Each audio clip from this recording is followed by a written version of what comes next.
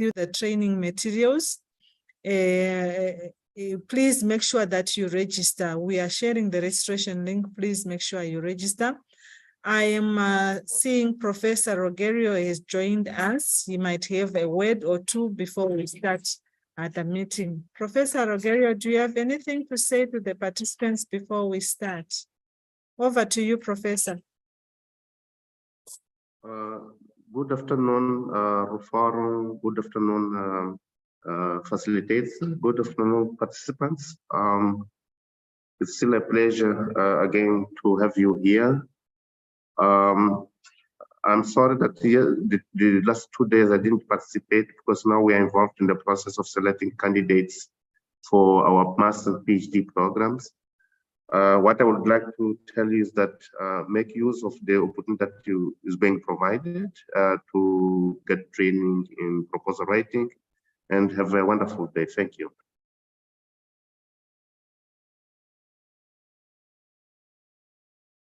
Over to you, Ranioraro. Oh, thank you so much, Professor. I would like to call upon Dr. Nampala to take over the training. Dr. Nampala, over to you. Thank you very much, Joylene, Dr. Rukara, and we appreciate those very good remarks that have been given to us, and to all participants, you're very, very welcome to day 4 of this virtual engagement, virtual workshop, and we're happy to be here with you. We will continue, and as usual, to enhance our inadequacy of not being physical. And I think this is the trend now. We need to start getting used to the new trends.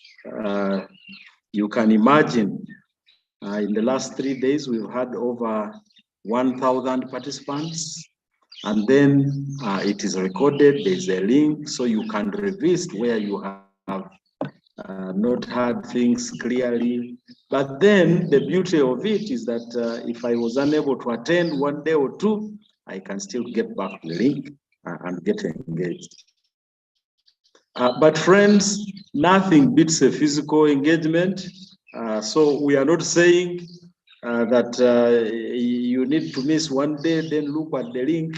The virtual engagement in real time is still very, very good, because you are able to get the information firsthand, and you are able to interact with colleagues. We have said that the objective of this engagement is to support you, the students, develop quality thesis research proposals.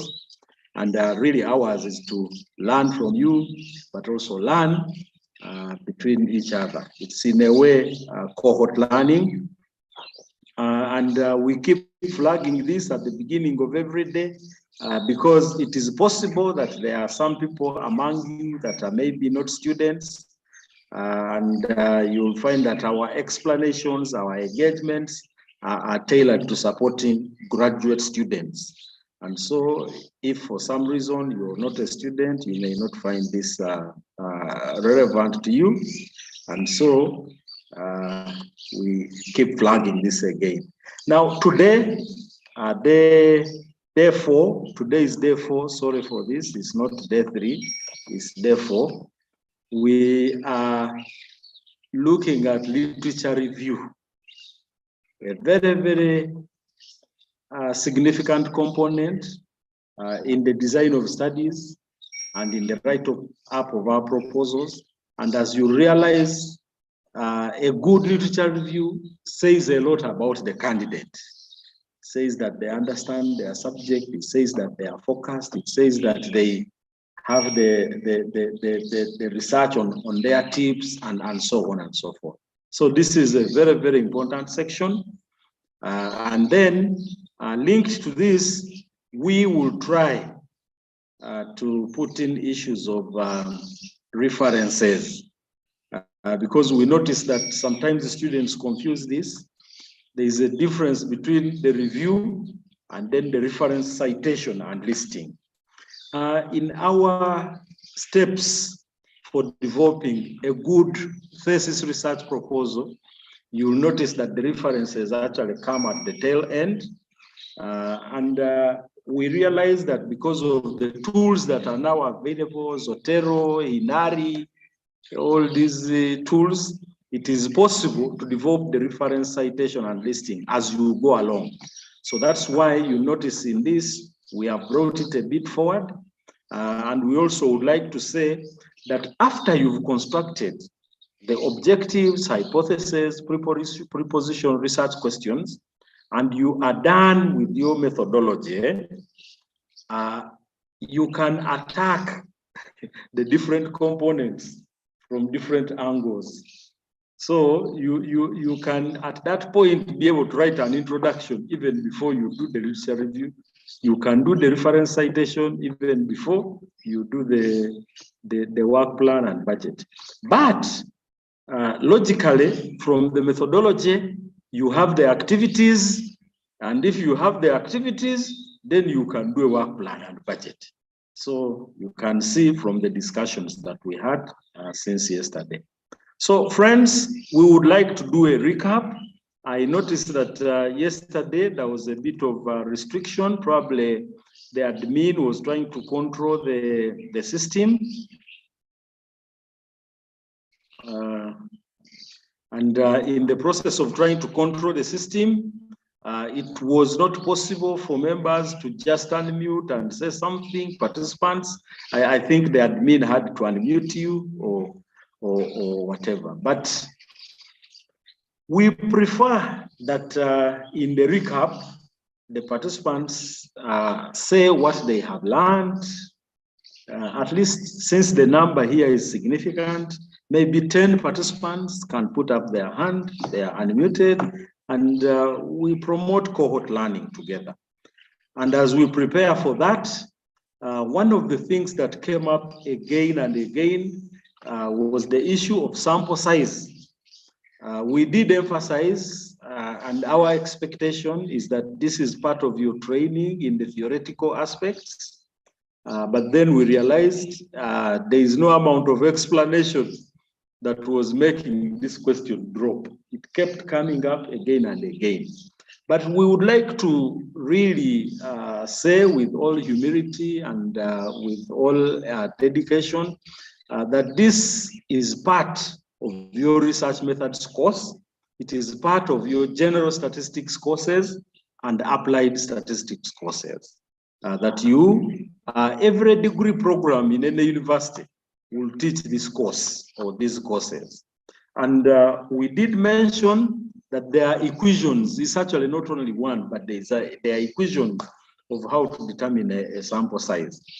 And sample size is not only to social scientists or social studies or surveys, even to experimental research. When we establish a plot, you still do sampling in that plot. And when you have a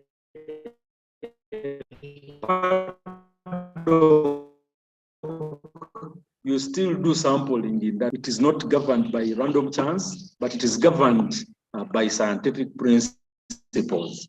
And different studies will take on different approaches. In the ecological studies, we have quadrants. So you throw a quadrant, and every plant in that quadrant, a plot of, let's say, 10 by 10. So different studies will follow different approaches. At the end of it, we promise that we'll bring up an equation just to amplify our voice on what we were saying. And this is from Cochrane, 1963. For those that have read statistical books, textbooks, there is still Antori, there is Gomez and Gomez, but there is also this famous one, Cochrane. And NO is the population size. And Z squared is at the normal curve that cuts off the alpha level. You remember the tails the ones that you're testing for the confidence interval. And this is coming from a research that I did recently, actually with Reforum on COVID, the impact of COVID to family farming in Uganda. And our level of the test was 95%. And so that value, we pick it straight from the standard tables. And so at 95% alpha level, it is 1.960. P is the estimated proportion of the population. And in this case, within Uganda, 70% of the population are engaged in agriculture. And this you pick from the literature. And then Q is the remaining, so it is the whole minus P. And in this case, 30%. And E is the desired level of precision. And our desired level of precision was our desired level of precision was at 5.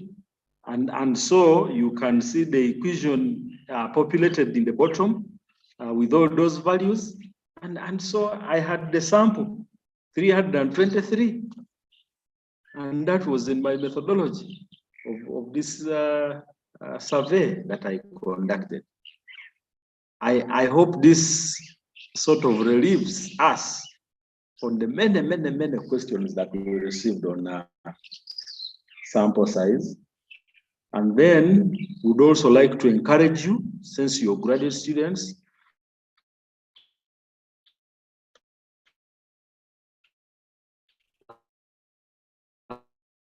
if this is not a module, then you can find reading material that you can actually dig up and read.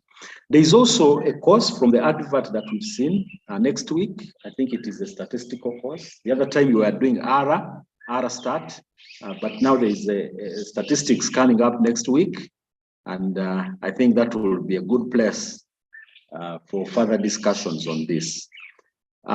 In writing, scientific writing, both for proposal development and scientific writing, we write on the assumption that the participants have this knowledge already, and so we move on. But as we said, we are raising it because it was quite a very common question that came up again and again. So friends, now is the time to have at least 10 of you. I think 10 will be a good representative because you are coming close to 1,000. And so that is 1 per 100. And yeah, that's, yes. So please, yes, we would like to hear from you, and less of questions, because questions can be typed, but we want to promote cohort learning. What is something that you have learned or unlearned? What amused you most? What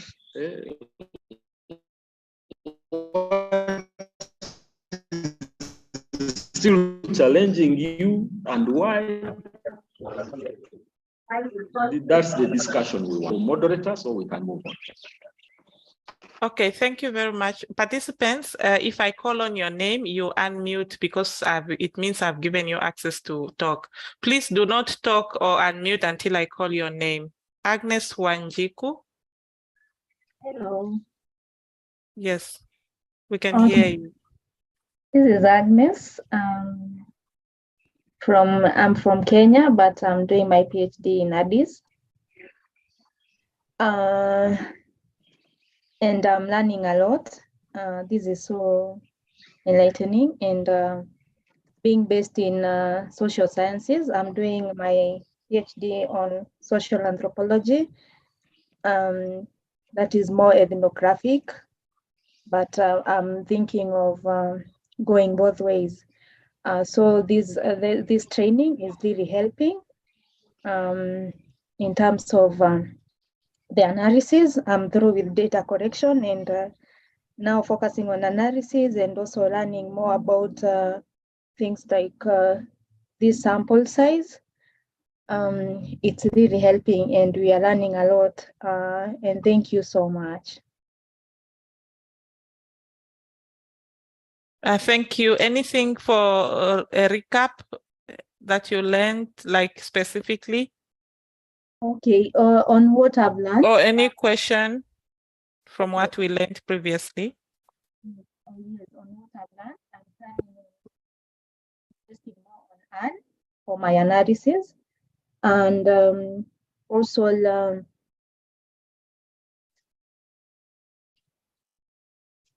Sorry, you are falling out. At some point, we are not hearing you.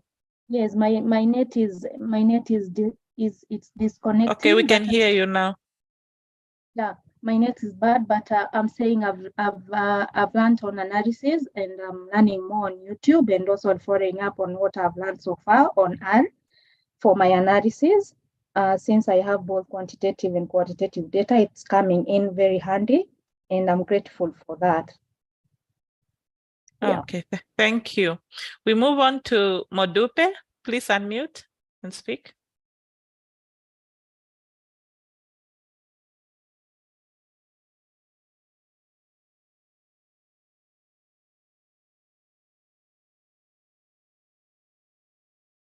Okay. If Modupe is not around, I think he has fallen out. Derek Paul, unmute. Thank you very much, Professor, and thank you very much for this wonderful week. I'm learning new things. My name is Derek Pomogavi. I'm in Uganda, and I'm a researcher. I work with a company called Freight Forwarders, which is in transport and logistics. And it has been a great privilege to be part of this training. However, not however, I have a question. I don't know whether somebody has asked it before or not. What is the difference between proposal writing and expression of interest?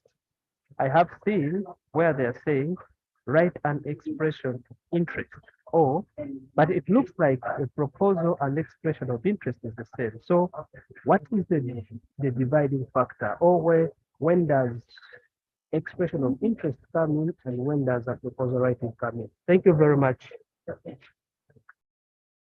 Thank you. Professor, you'd like to answer that before we go to the next, or we finish all 10 of them?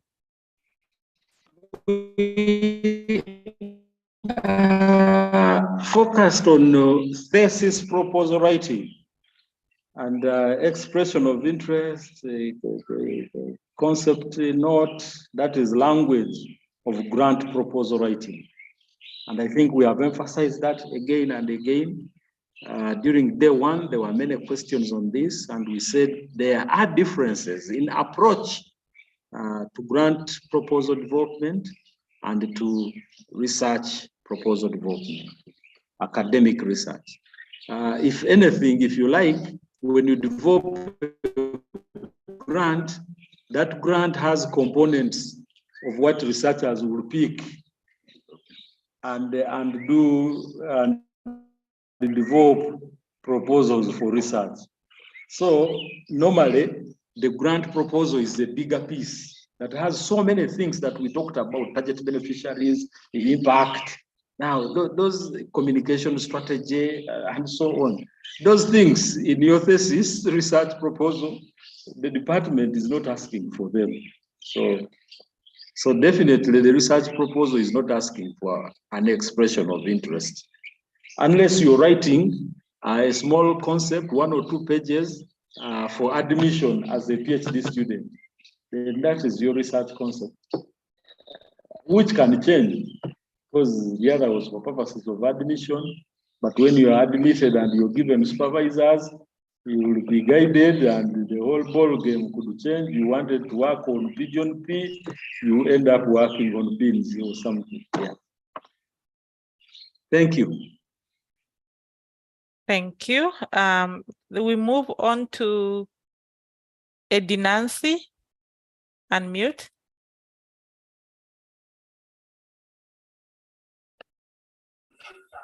Okay. Go ahead.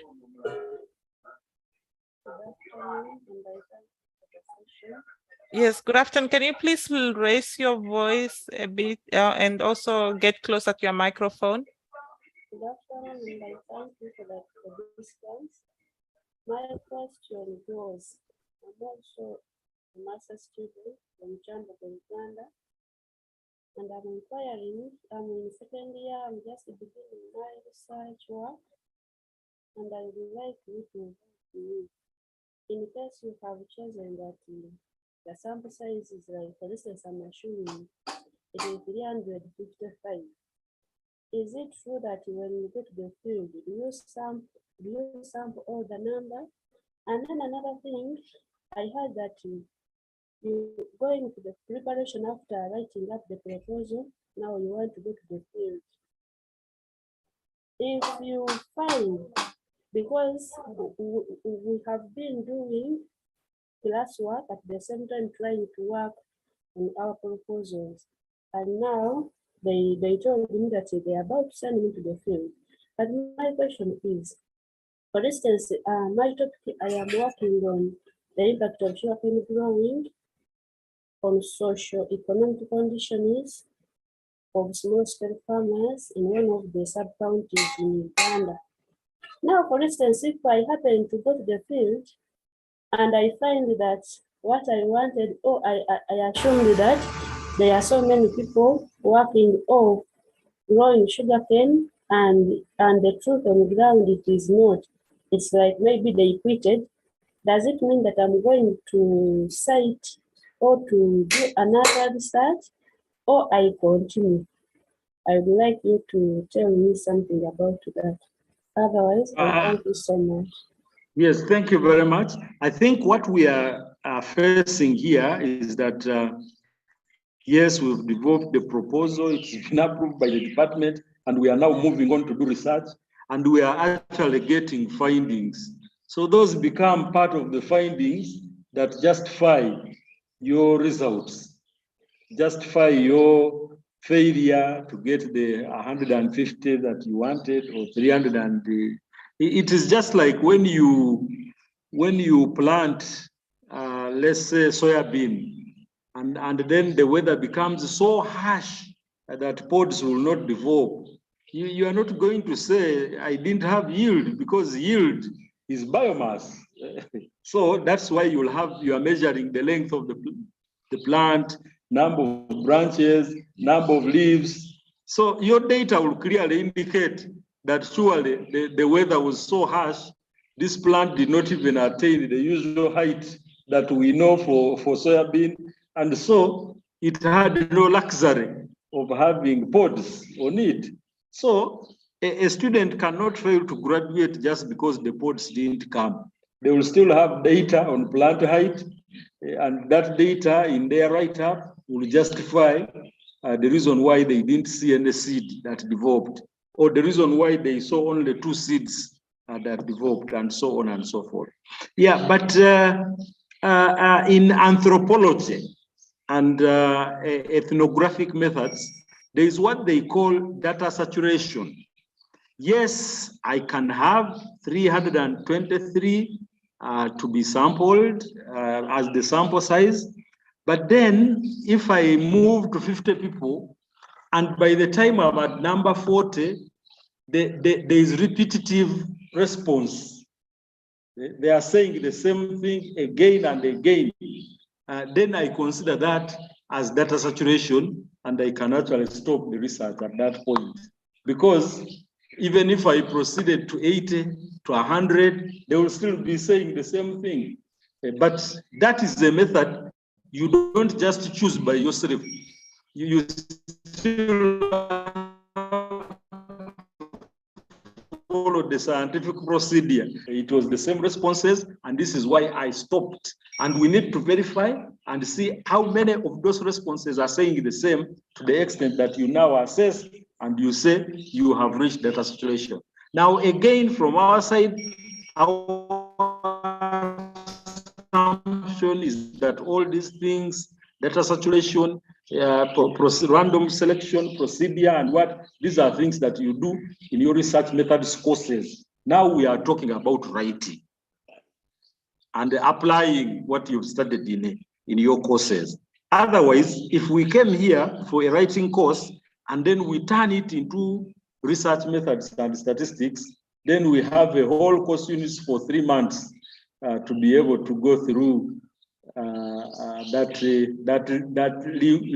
lingua of data situation, grounded theory, ethnographic methods, exploratory studies, and for sure, these things you have done. You cannot convince me that you have not done these things. Every university to any student, these things are taught. I see a lot of requests coming back again and again on this subject, and I would like to advise that you go back to your notes, you go back to your statisticians and sort out your statistics, which is a very, very important thing. You're not going to do meaningful research when your statistical procedures and analytical procedures are not fine-tuned. Do we have one more or two more and we move on? There is an interesting question in the chat that I would also like to address from Magdalene Nina Love, NG Ombak. Good afternoon. Please, what is the importance of literature review after the methodology, since we have already provided background and the introduction? Now, we would like to clarify again. We are talking about step-by-step approach to research proposal development. We have not talked about the background. We have not talked about the title. We have the way you develop the proposal following a logical step is not the way you present it. When you present the proposal, you start with the title, then you move to the introduction, what title page, then and so on and so forth, until you get to the methods, then the budget, then the reference listing. Yeah. So, but we have not yet talked about background and the introduction. So I hope that gives you clarity. We are talking about literature review because even within the introduction, you will still be reviewing literature. So you need to be conversant with your literature and how to do it. Then you do it. I hope that is clear.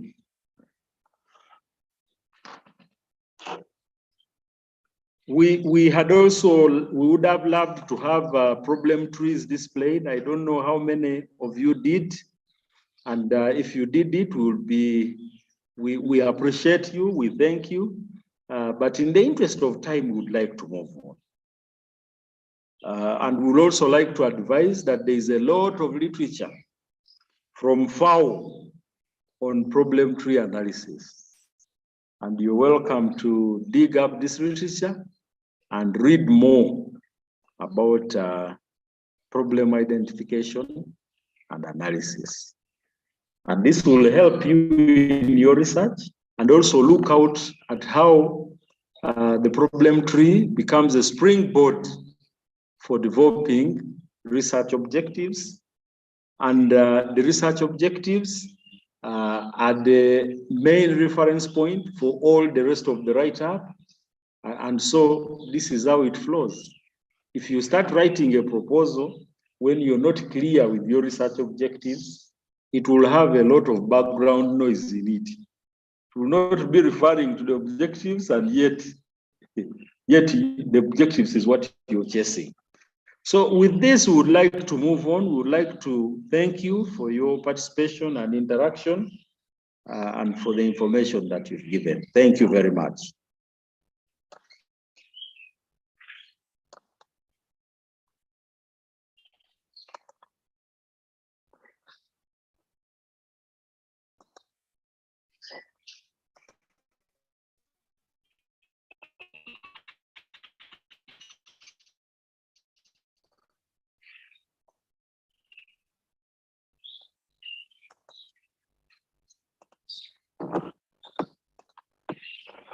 Hello. Yes, Prof, we can hear you very well. You can continue. Okay. And we can also see the slides. Just put on full more slide So mode. we now would like to talk about literature review and utilization. Hello? Yes, we can hear you and we can see the slides very well. Okay, thank you.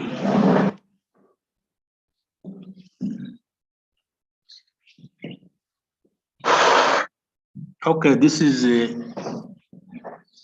JS Tenua, and you can call me JS for simplicity. Following from what my colleague has said,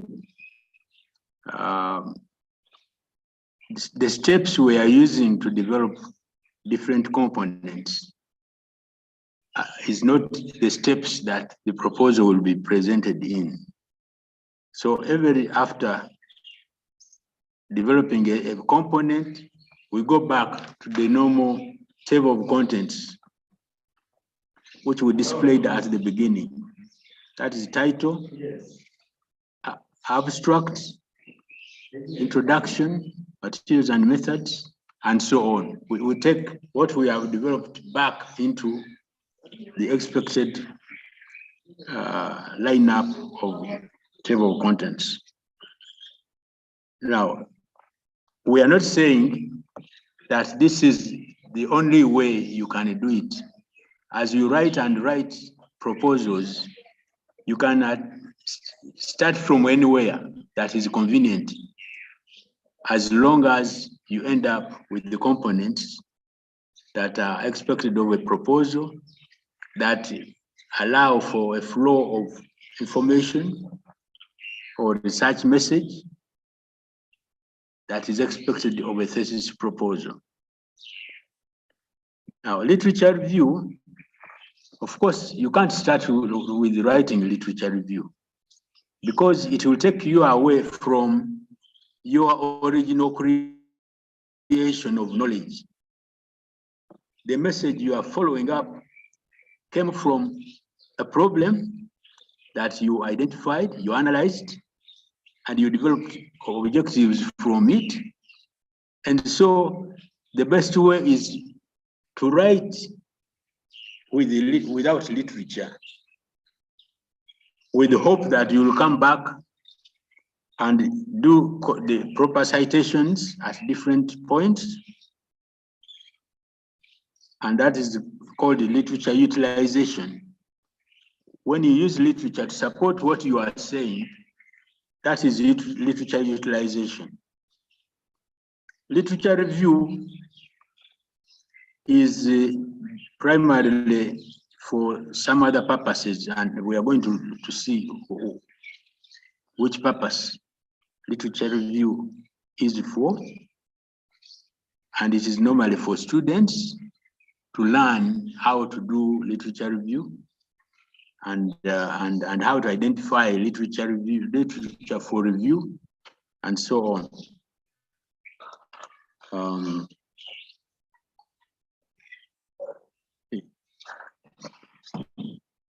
How do I go down?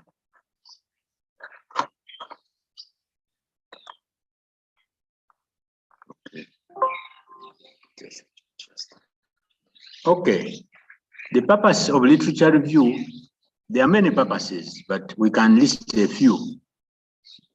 They will help you, it will help you to identify gaps in the research or identify a problem to pursue for your proposal. It will also help you in the different ways of designing a study, and then you select one which is the best bet. It gives you skills in data analysis, different tools, and for what type of data, and also give you information to use in introduction and discussion, and materials and methods.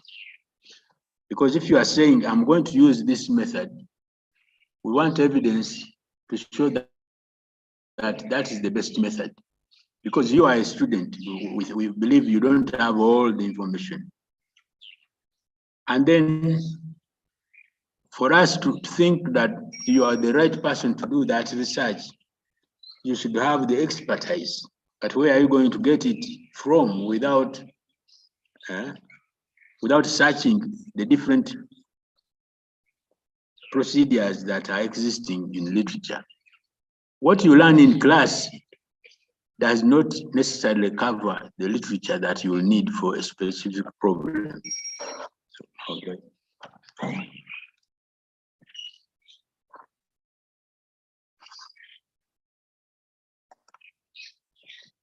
Okay.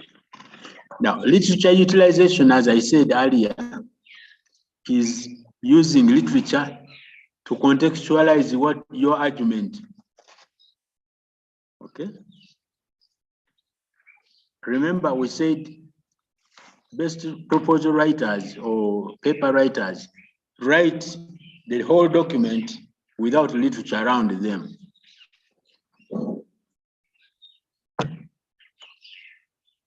Without literature, papers around them, because if you surround yourself with the articles, the temptation to copy and paste is very high.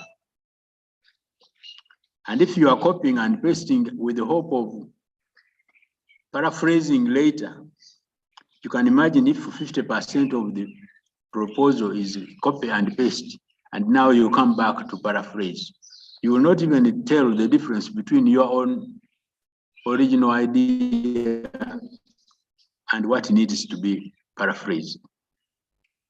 Okay, so the difference between literature review and literature utilization, for example, the chapter on literature utilization is to provide information for you to use in those other chapters where you need to support what you are saying with evidence. Okay.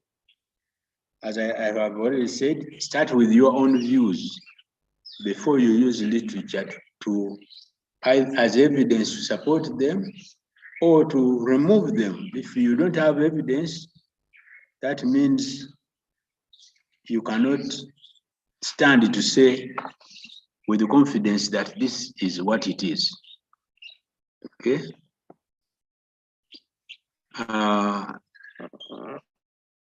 When we are doing literature review or using literature, preferably we prefer the latest current literature.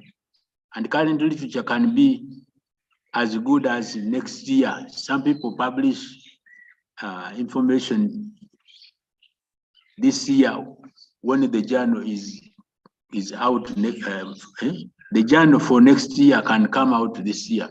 So if you can get such information, you will be on top of the game, and we will believe that you have reached the boundaries of the problem you are working on. Now, by saying use latest literature, we don't mean that if latest literature is not available, you cannot cite. Yes, you can cite old literature, but know that the reviewer is going to look through to see whether or not it was a problem of literature search rather than absence of the latest literature that you were suffering from. Unpublished literature, yes, it could have been in a conference and that proceedings were not published, but we use unpublished, but we don't list the article or the manuscript in the reference section. It ends in where you have said unpublished, and maybe you put a year when it was presented, and you don't have to follow up with the listing that reference. Maybe I should mention also personal communication I'm sure you have seen personal communication. Now, personal communication means that the source of information was maybe by word of mouth. But here, not anybody can be a source of information. There are scholars who are known in a given area that can be asked and they give that information. You can refer to them as personal communication. And similarly, you can refer to personal communication if a scholar was heard on radio giving a talk and saying exactly what you are quoting. Because, and where we put personal communication, we put the full names of this person, sometimes their institutions, and the year when they gave the talk. Because somebody might want to refer to the source, they should have at least some information that will lead them to the source of information. Now, personal communication cannot be a technician in a lab unless the technician did something that is unusual, some kind of innovation that was published. And personal communication may not be to the Minister of Agriculture, because politics tends to corrupt many things. But the minister can be a source of avenue to reaching the source of that information, so that you get the correct message from the source. So utilization, as I said, I don't think I need to repeat it here. Now, literature utilization. We need to be careful not to change the message of the article from which you got that message. There's a tendency, especially with the proposals, to try to panel beat the message to fit into your situation. Utilization means you paraphrase, but keeping the message intact the way it is in the article. That's the same as editing. When you edit a message, it doesn't mean you change the message. Rather, you make the statement more precise, clearer, and relevant to what you are doing. And the relevance is normally to the objective of your study. You remember, everything that is written in connection with the objective, which is representing the problem you started with. Okay? Now, utilization in science requires support, empirical support. Best if you utilize literature with the support of empirical data. And that empirical data should have come from a study that was professionally executed. That means if I go to read the source of information of the primary article, I should see clearly the statistics, the design, the analysis, the what, everything is okay. But if literature is coming, for example, from a field study of one season, now that one season will not give you representative results, especially with the climate change effects. This season might be bad, next season might be extremely good, then the other season might be somewhere in between. So as part of the criteria for us to assess the professional form of an article, we are looking at all those. You cite it here, but you actually excite us into looking for evidence and how reliable the empirical information you are giving us. So we are not going to take any citation for the sake of it. Similarly, we don't want to take literature from newspapers, because a newspaper, again, is written, first of all, without consideration of those professional requirements. It is written to befit the target audience. And a newspaper doesn't require feedback.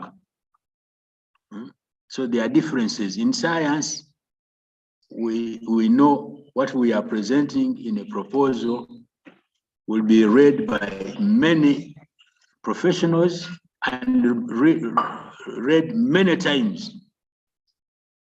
And each time they are reading, they are finding mistakes. So we really have to be careful the way we present our proposals. Okay.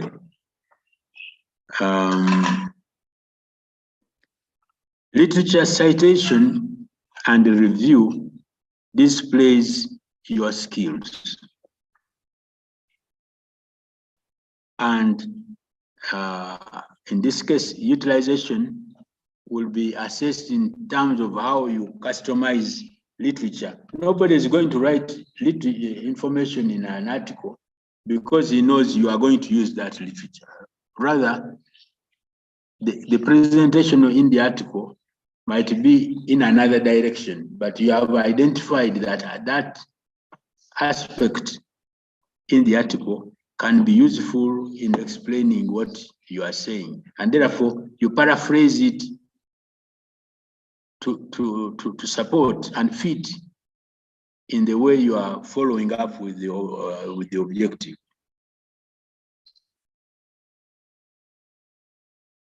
Yes. Information that is not yours and that is important in a literature review should be acknowledged. Actually, the word cite has acknowledgement in it. And the citation should be accurate. Look at the names as they are, the year.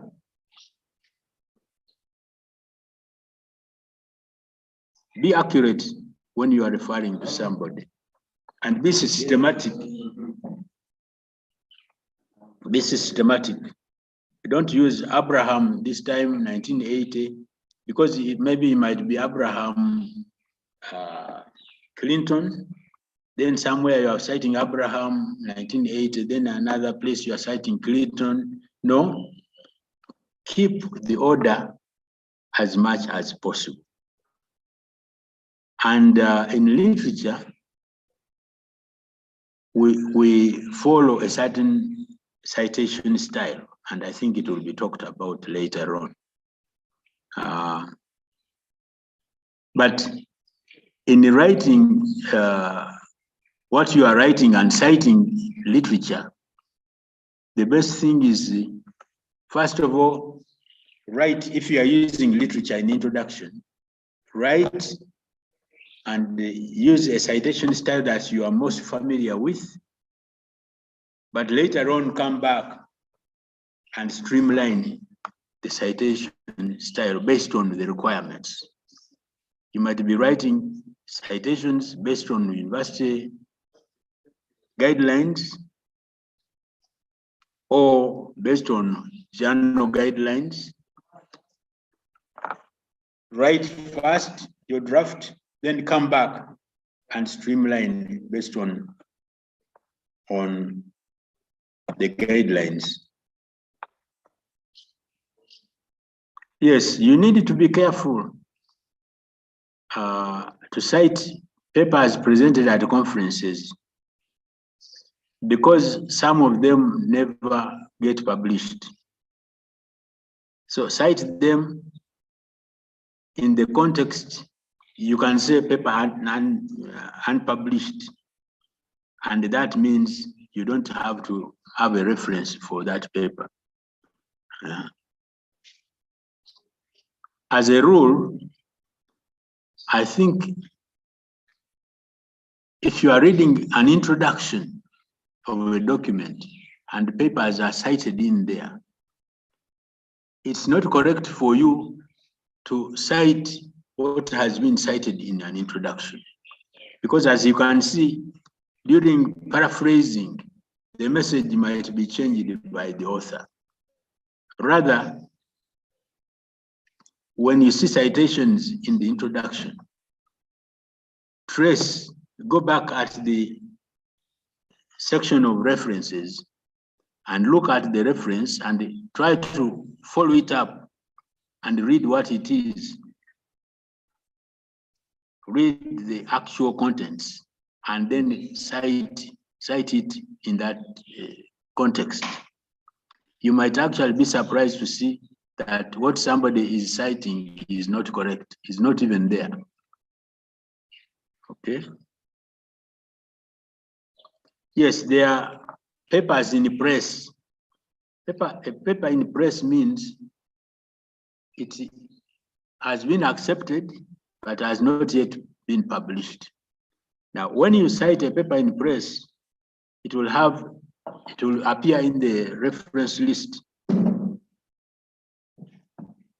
It will appear in the reference list, and it should have, of course, the name of the author, the volume, and the year, so that we know when it will be published. It's accepted, and we can contact the editor to confirm what you are saying as something in press. Sometimes you might read and find in the press an article of 1980. It is still in the press. I don't think you should believe that that article will come out. Rather, you can refer to the author as to the article as unpublished, and I think that will be okay.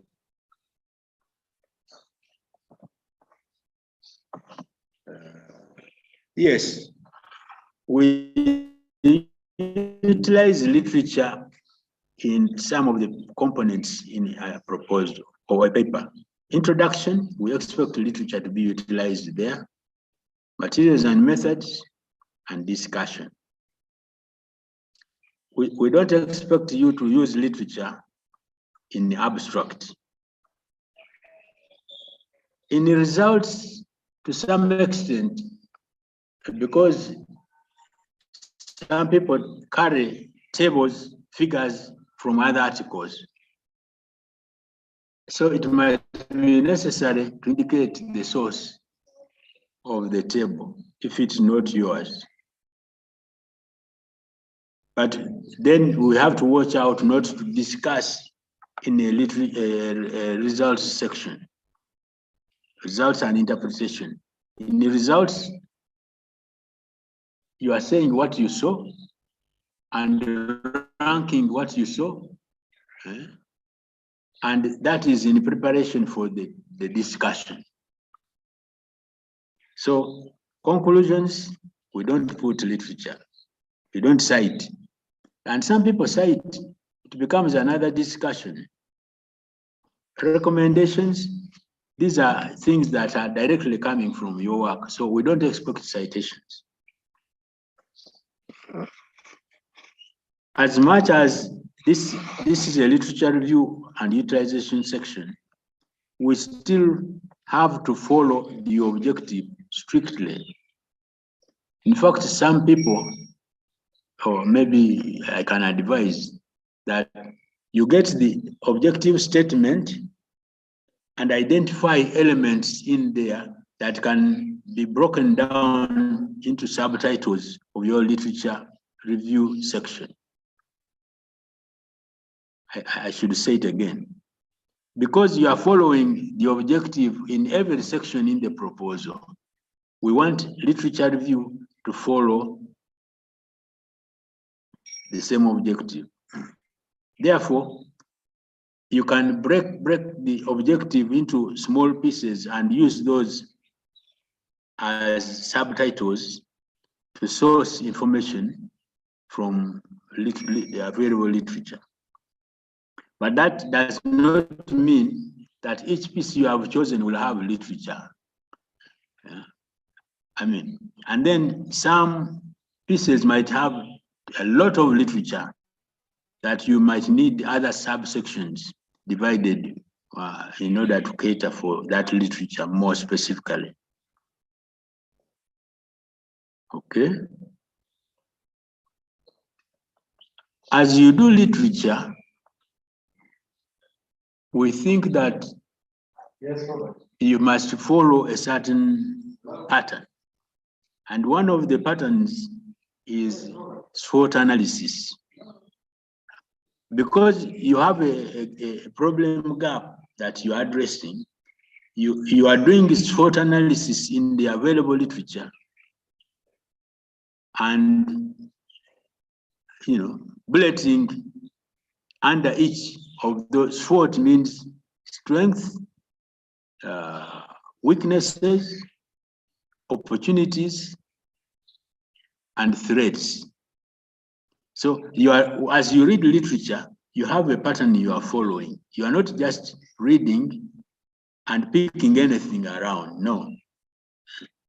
When you get those bullet points under SWOT, then you see which of them is relevant to your objective and use it accordingly. Okay. Yes. So literature is following your own original message strictly, which is guided by the objective. And because you are using SWOT, that means even contradictory literature should be brought in your discussion so that you have a balanced menu. And then as you read and write literature, you are going to find that there's literature which exactly did your work and did more than what you are trying to propose. Many people will try to remove that literature from citation, and which is a problem. What you could do then is, although they did all that, they still did not cover everything, every problem. So tilt your objective towards that new idea that is missing in the article that you have come across, and use that article in your literature citation or review or utilization. Because the reviewer will check for literature and land on it, and then begin wondering why you are doing this study. Rather, use it to justify your study as well.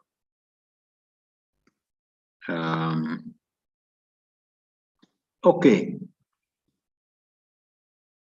Even if you are reviewing literature, we still want your, the way you are articulating literature towards your objective becomes your own information. So we want presence of your contribution within the literature review. So as you customize literature towards your objective, you are using your own information. So we need that. And more specifically, especially when you are using literature, say in introduction or discussion, we would prefer that you don't end with literature on a given parameter. For example, if you are discussing the effect of nitrogen rate on grain yield, we don't want you to end a discussion of that with the literature. Rather, end with your own contribution, because that contribution will be linking us to the next parameter. So that at the end of your discussion, we will see science flowing through the different parameters, and therefore we can, with confidence, conclude that the effect of nitrogen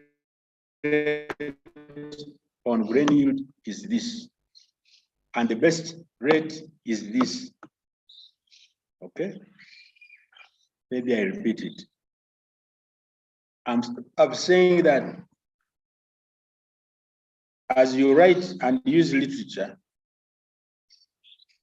it would be nice if at the end of a paragraph, see how best to use your own information to connect what you have used in literature to your objective, so that there is a flow. We can see the objective still controlling your writing style, and that will end you in with the conclusive conclusions, because somebody will trace through the way you wrote and come up with the conclusion and agree with you that that conclusion is valid. Okay.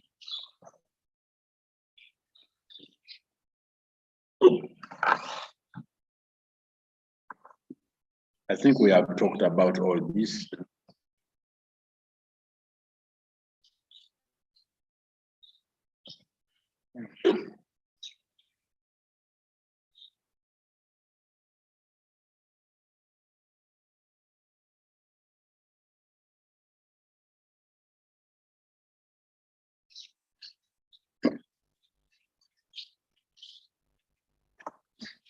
Paraphrasing means if you read a point in an article,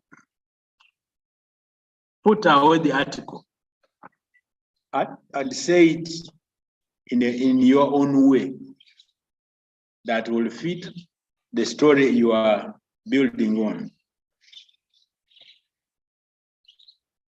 Okay, I think we can have some questions now,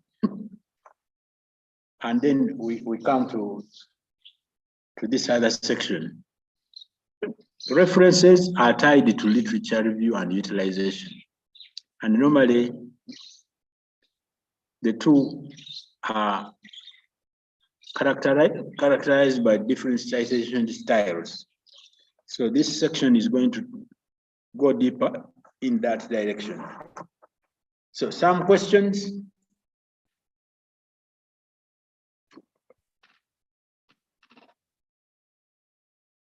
Okay, I'm going to unmute you again, those of you who have your hands up, so that you are able to talk.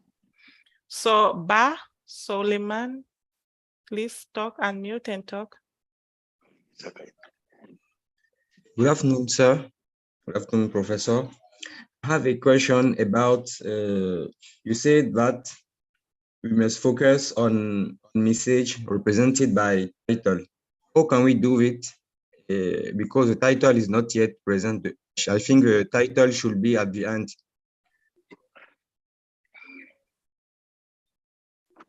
Thank you. Please, where are you connecting from? Okay, excuse me. I am connected from Benin. I'm a PhD student at Institute of Mathematics and Physical Science at the University of Abomey-Calavi in Benin. Thank you. Oh, can I answer? Yes, you can. You see, a title is the shortest form of a document, because it might have aspects of methodology, aspects of experimental design. So until you have come to the end of the document, it's difficult for you to know the contents. the title and the objective. The objective is the subset of the title. Actually, if you list all the objectives, you can summarize, shorten them in the title. You can do the title earlier after the objectives. But you have to be careful that as you write methodology and whatever, there are certain aspects that might require to go in the title. The title is not so much linked to literature. It only generates conditions for, the title is the last name. For us in Uganda, my name has a lot of meaning. Somebody can write a book by just knowing my name. The hierarchical order, they call it pedigree in breeding. Somebody can write a whole book because of my name. So unless they know about what pertains to me, in terms of descendants, in terms of what, they will not give me any, and they will not be able to write that book. So I don't know whether I'm clear on that. Yes, it's clear. Actually, a title, objectives, and the conclusions, those are the most important elements, and they have to be consistent, fitting into each other. If you do research, you have a title which disagrees with the objectives, and the objectives disagree with the conclusion, you are in trouble.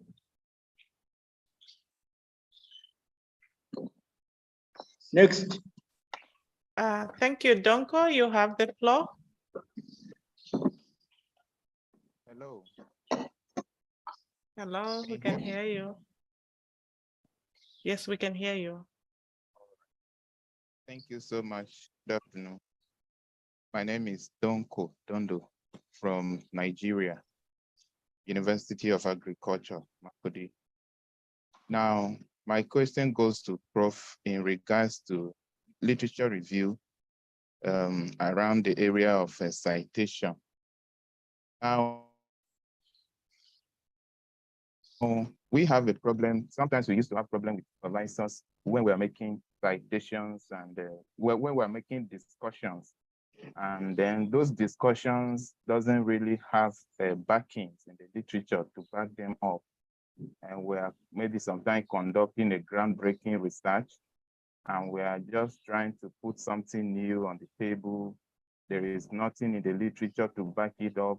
I think we're the first people doing it.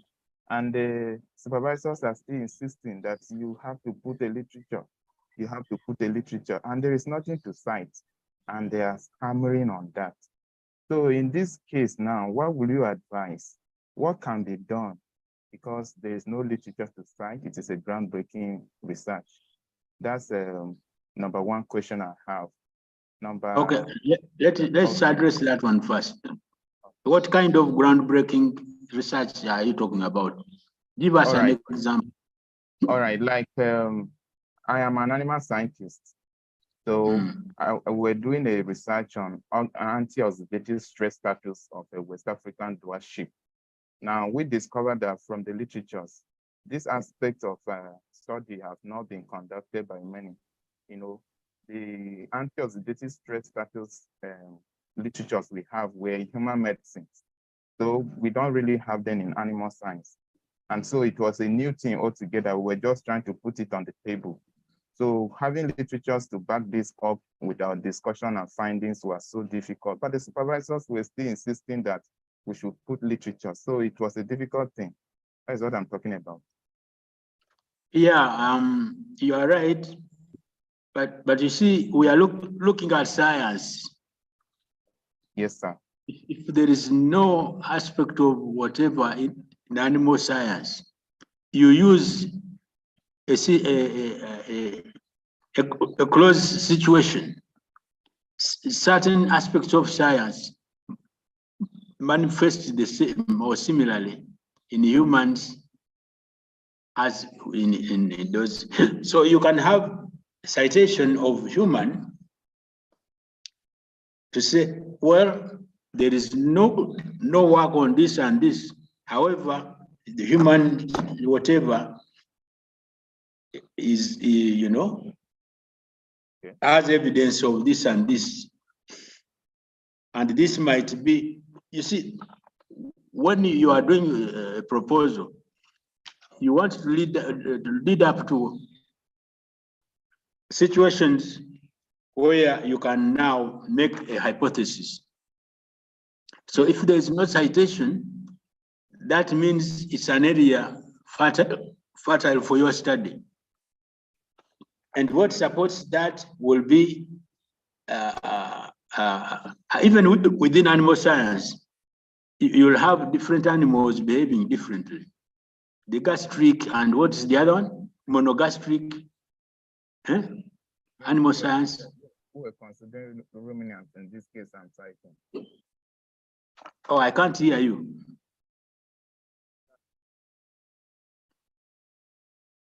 For example, monogastrics, and the other one is what?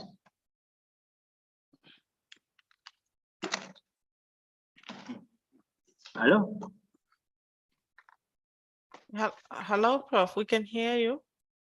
Yeah, I'm trying to engage him because he's from animal science and I'm not from animal science. But I'm saying you must be working on monogastrics. And there's no literature on monogastrics. But there's literature on the other type of animal. Yeah?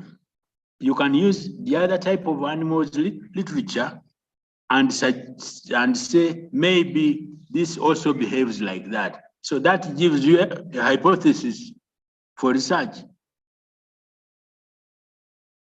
And that fits in your proposal. So if you are working on cowpea and there's no literature available, and indeed, if you say no literature available, you should have searched exhaustively. Usually, it's not possible that there's totally no literature available. But if you have searched exhaustively and there's no literature, then you go to the sister, either animal, sister crop, and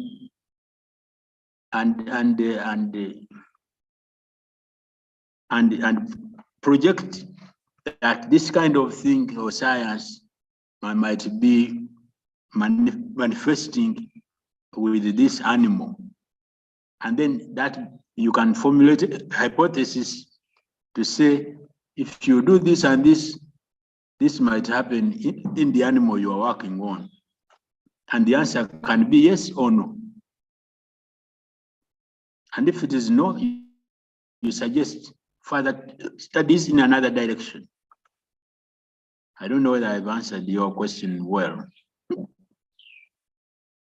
Donko, are you satisfied?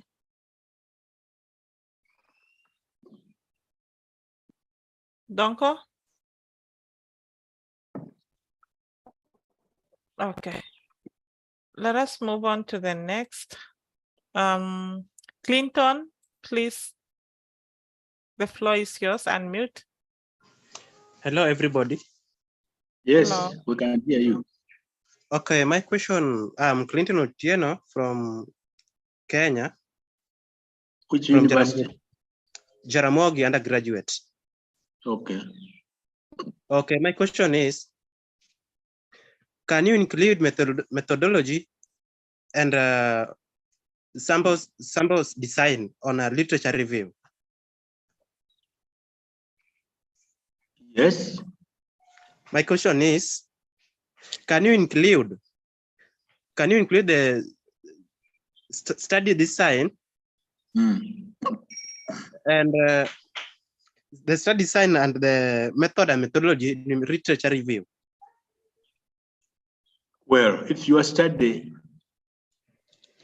is on study design, then we need a subsection in literature telling us what is available on study designs. And because you are doing a SWOT analysis, which is the preferred design for this kind of study, or you might end up with a hybrid, connecting one design with the other one for your present study. And then the other one, the and was what? Study design and what? And methodology. Well, study design is part of methodology, ideally. Okay. Yeah. Okay, thanks.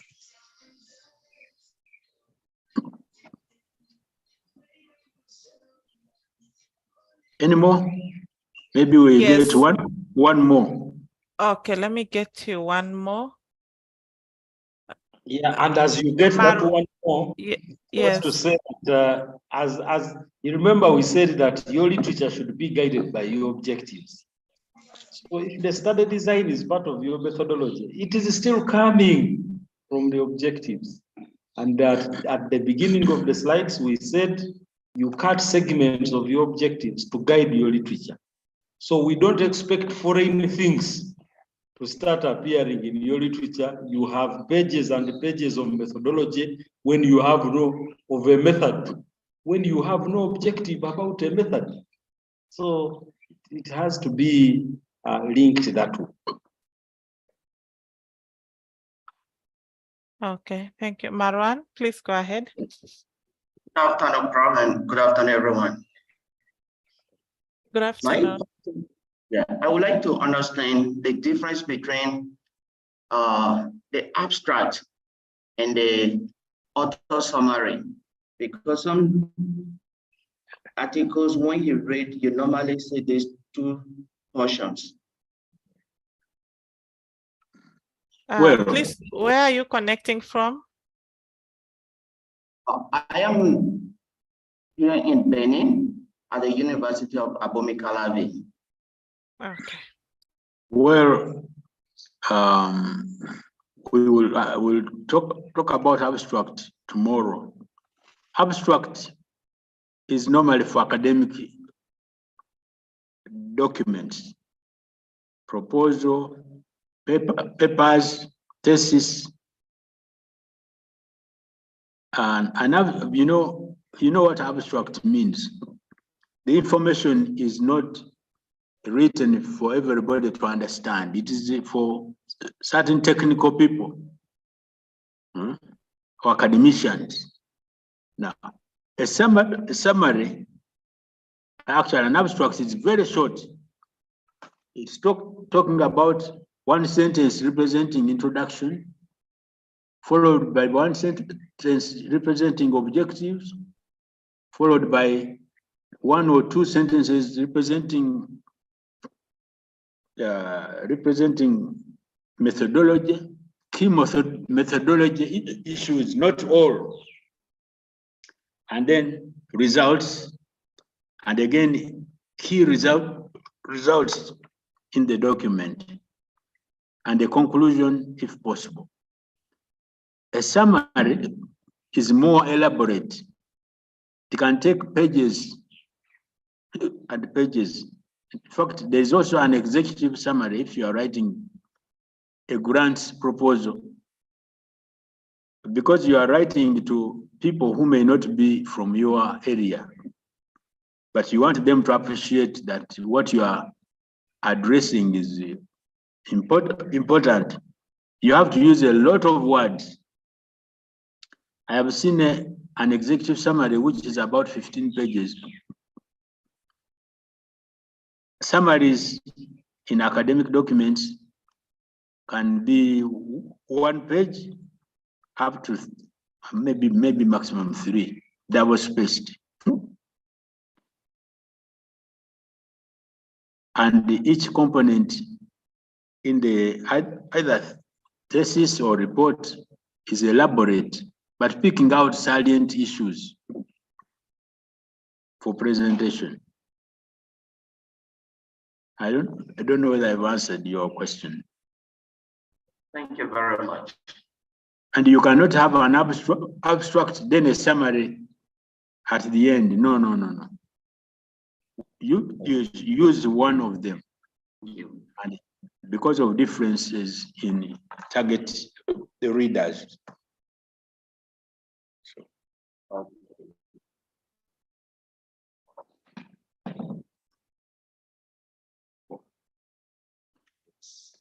Yes, Prof. You want to go ahead, or you want to get some more questions? You can get one more question as we load, and they shouldn't be questions only. It can also be suggestions or. Okay. Velamina, you have the chance to talk. Please unmute. Velamina Agustinas. Okay, let me get another one.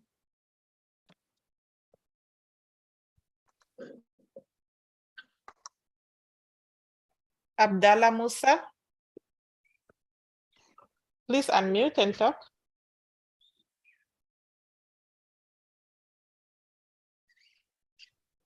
Yes, go ahead. Afternoon. Hello. Good afternoon. Hello. Yes, please, we can hear you. Please, a question again. My network was breaking, so I didn't get you well. You have your hand raised up. I thought you wanted to ask or say something. No. It's a major mistake. All right. Thank you very much. Silas Kiprono. Good afternoon, everyone. Yes, good afternoon. My name is Silas Kiprono. Yes, from university, a PhD student. I have two questions. One, to what extent do we have to cite literature, like in terms of the years? How far should we do referencing? Like for instance, sometimes you have a theory, maybe it dates back to 1950s, 80s, and maybe backwards. So to what extent can we do a citation for that reference? And then the second question is, when we are doing literature review, what contents or the themes actually we are looking in when we are doing such a kind of literature review? What ideas are we looking in? Is there any breakdown, like which, when we are doing that literature, we should have this and this and this for summary purposes? Thank you.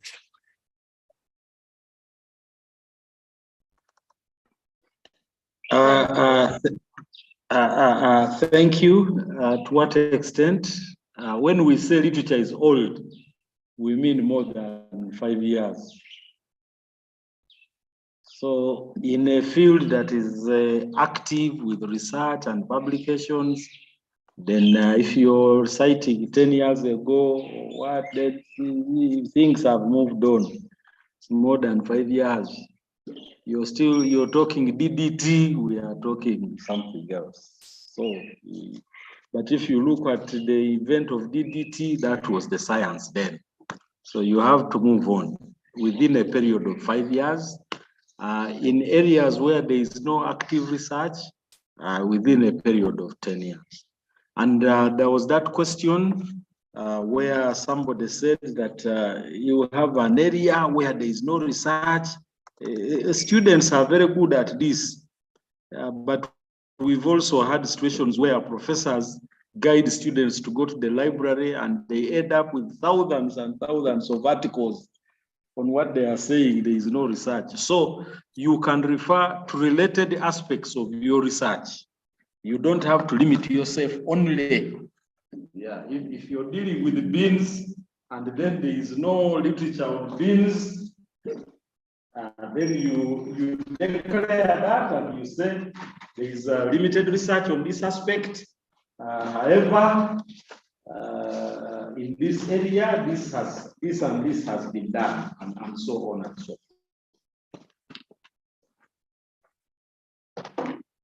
I didn't quite get the last question. Okay. My last question was what ideas, for example, you have an article, which ideas or what you are looking, what do we need to look in that particular article, like the themes? Should we have like, you should pick this one and this one and summarize?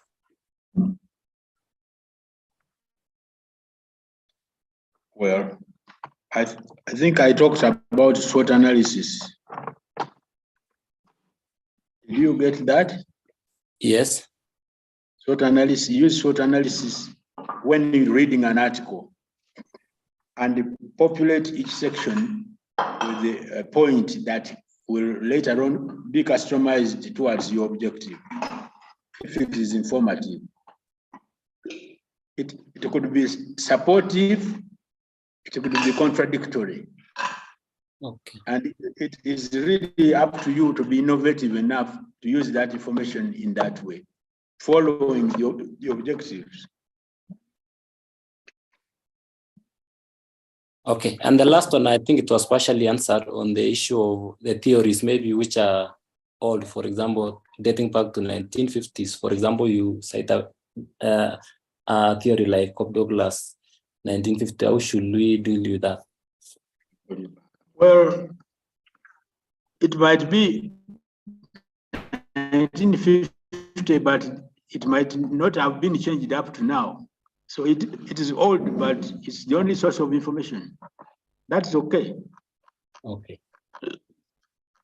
What we are saying is, if there are latest articles on the same subject, then it's better to cite the latest, because if you look at the reference section, the reference will be listing all those articles that you are also citing again. So we could do, in fact, in like an introduction, you don't line up 20 articles in a bracket, because literature builds on literature. So when you tell me the most recent, maybe 2 or 3, I know how to use literature. I will go to the reference sections and trace. In fact, that's what we used to do without internet. You just keep tracing using references, and you'll go to the origin of the problem. Of course, today you are lucky, you can just search, but in searching, you have to know the tactics to use in order to access all forms of literature. And in many cases, the literature might be restricted. You might want to pay, or you use the Chinese tool to break some of the walls. Is that okay? Okay, thank you so much for the response.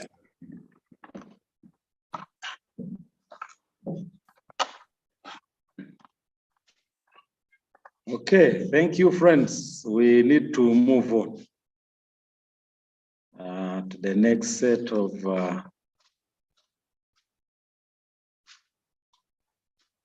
sorry, I think we either lost it or where are we now? Over this matter. Hello. Workshop.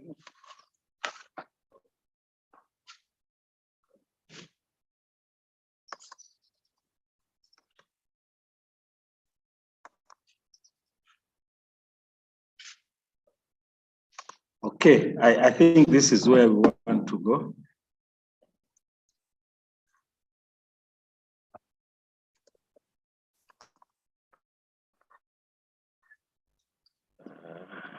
We've been talking about review, literature review, and now we would like to talk about citation.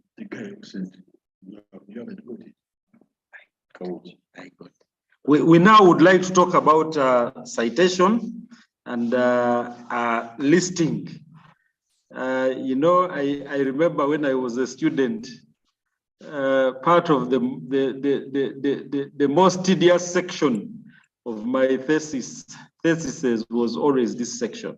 And I always wondered, I thought the most tedious section would be the other sections, but I realized that good citation and good literature listing gives a lot of indication of competence on the part of the reader, on the reader of your thesis. And so citation and literature listing is very core to scholarly writing. Otherwise, if we don't cite, then we are plagiarizing. So when we cite, we acknowledge in the text the reference that supports our work, and we also acknowledge the originality of the evidence that we are using, because as they say, new knowledge is built on old knowledge. So we cannot really claim that there is nothing, totally nothing that is around or is familiar to that which we are doing. So our citation is intended to also show the continuity of research within a discipline. Where did we get this recommendation? It was probably not written, but we read, and as we read, we got an idea. And so we are moving on with this recommendation. It introduces the ideas of other scholars. Yesterday, Professor J.S. Tenua was telling us something about self-citation, that when you cite, when we are talking about key issues in writing, self-citation, some people are so proud of their work that when they give you 15 references, 10 of them is Nampala, 2000, Nampala 2010, Nampala. Now, while that may look very nice that you're citing and you've done a lot of work and you are highly published, it also is an issue of inbreeding, and it simply tells the readers that you've not bothered to look elsewhere. You are only internal to yourself. But other scholars have done a lot of work, and that gives credibility to your work. It gives the reader information on the sources that you used and where to find them when they have interest to find those sources. It gives credit to the original author, so you avoid plagiarism, and this must be done properly. Not to take the ideas of others, but to acknowledge their ideas. And these days it's very easy to check on this plagiarism using so many softwares that have come. Some of them are even now free, Quillbolt and what have you, moving away from the very expensive ones that we used some 3, 4, 5 years ago. It is helpful to those who want to find out more about your ideas and where they are coming from. And in terms of proposal writing for thesis, master's, PhD, this becomes very critical because the department and your supervisors will want to see your line of thought. Where is it coming from? And that your line of thought is not a dead end.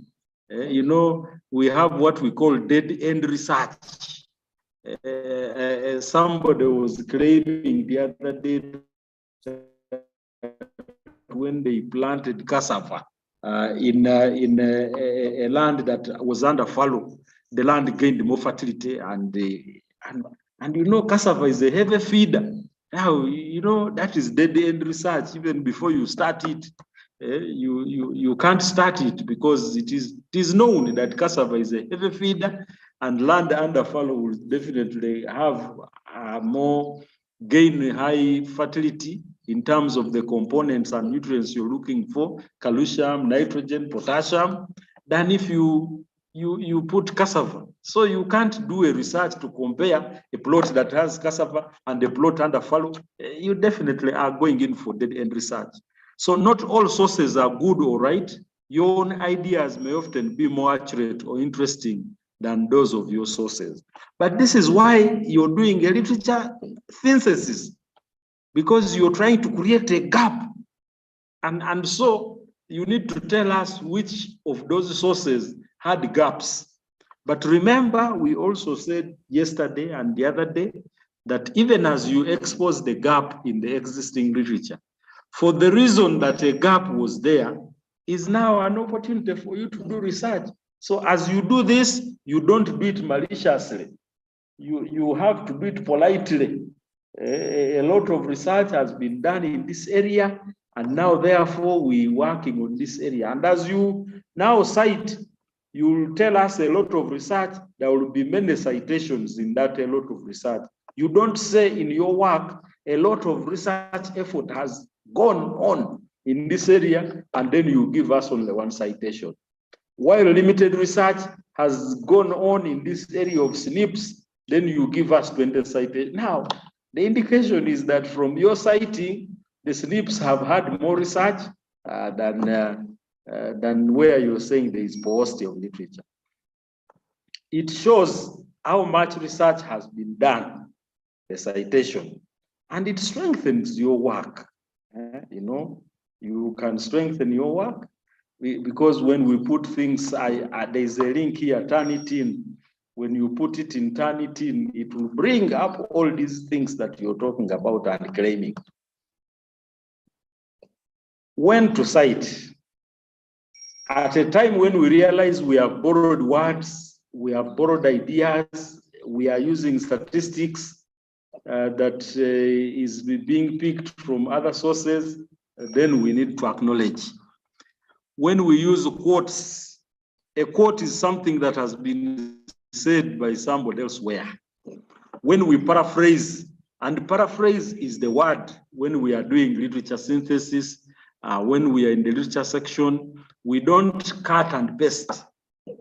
You know, you may cut and then forget to paste. Yes, in the cutting and paste for a scholar is paraphrasing.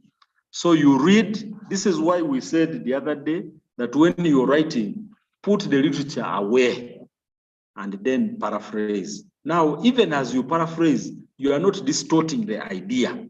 If you distort the idea, that is also another form of plagiarism that we call falsification. So you don't falsify my idea, but you paraphrase it, the meaning remains the same. So if the meaning remains the same, it's not your idea. So you have to cite, you have to put a citation to it. Use an idea that someone else has already expressed. So when you're using an idea that someone else has already expressed, then you have to put a citation. When you use the specific reference to the work of another, so when we say this team has done great work, this team, our work is building on the research done by Nampala. So you then have to indicate when you use someone else's work that is so critical in developing your own ideas, then you have to give the citation. Now, the citation and list of, we cite and only list published and up-to-date references.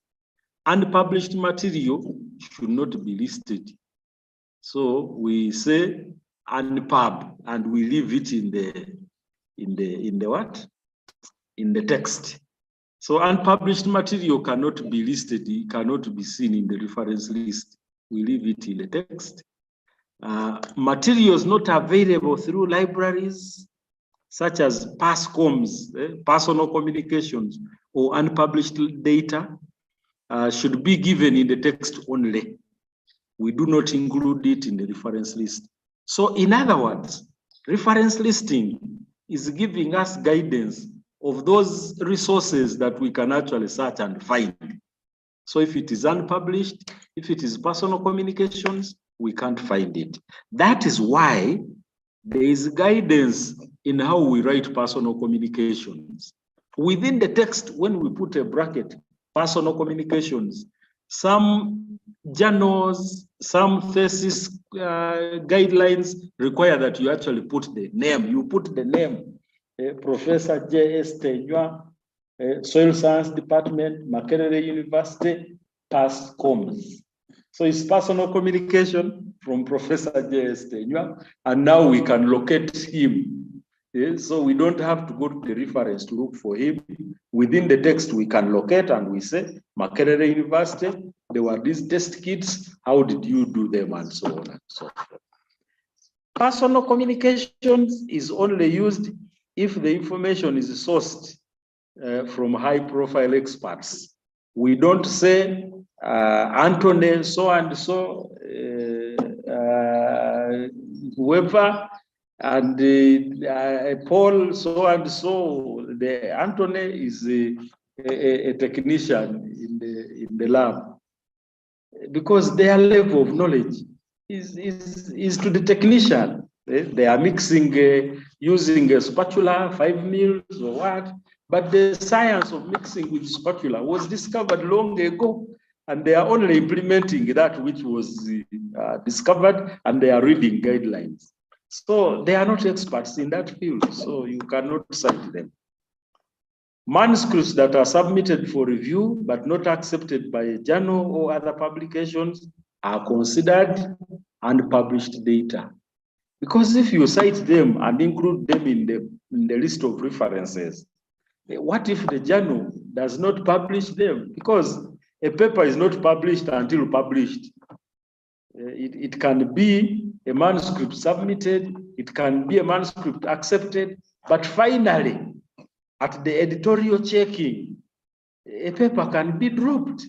We've had such scenario where you realize that you accepted a paper in January and the authors have already published it elsewhere in February. So you are citing it for this journal because you saw it unpublished, or you saw it accepted, but it's not for that journal. So we cannot cite it in the citation list. This is very, very important. There are different citation styles, and what makes up for these different citation styles is semantics. There is a comma somewhere, there is the initials somewhere, there is a tal somewhere, there is the italicized somewhere, the journal is put in bold, there are brackets somewhere. So make sure you follow the style and ensure accuracy of the reference. But also, when I'm reading your thesis or your paper, my publication name is Nampala, and I'm also called Michael Paul.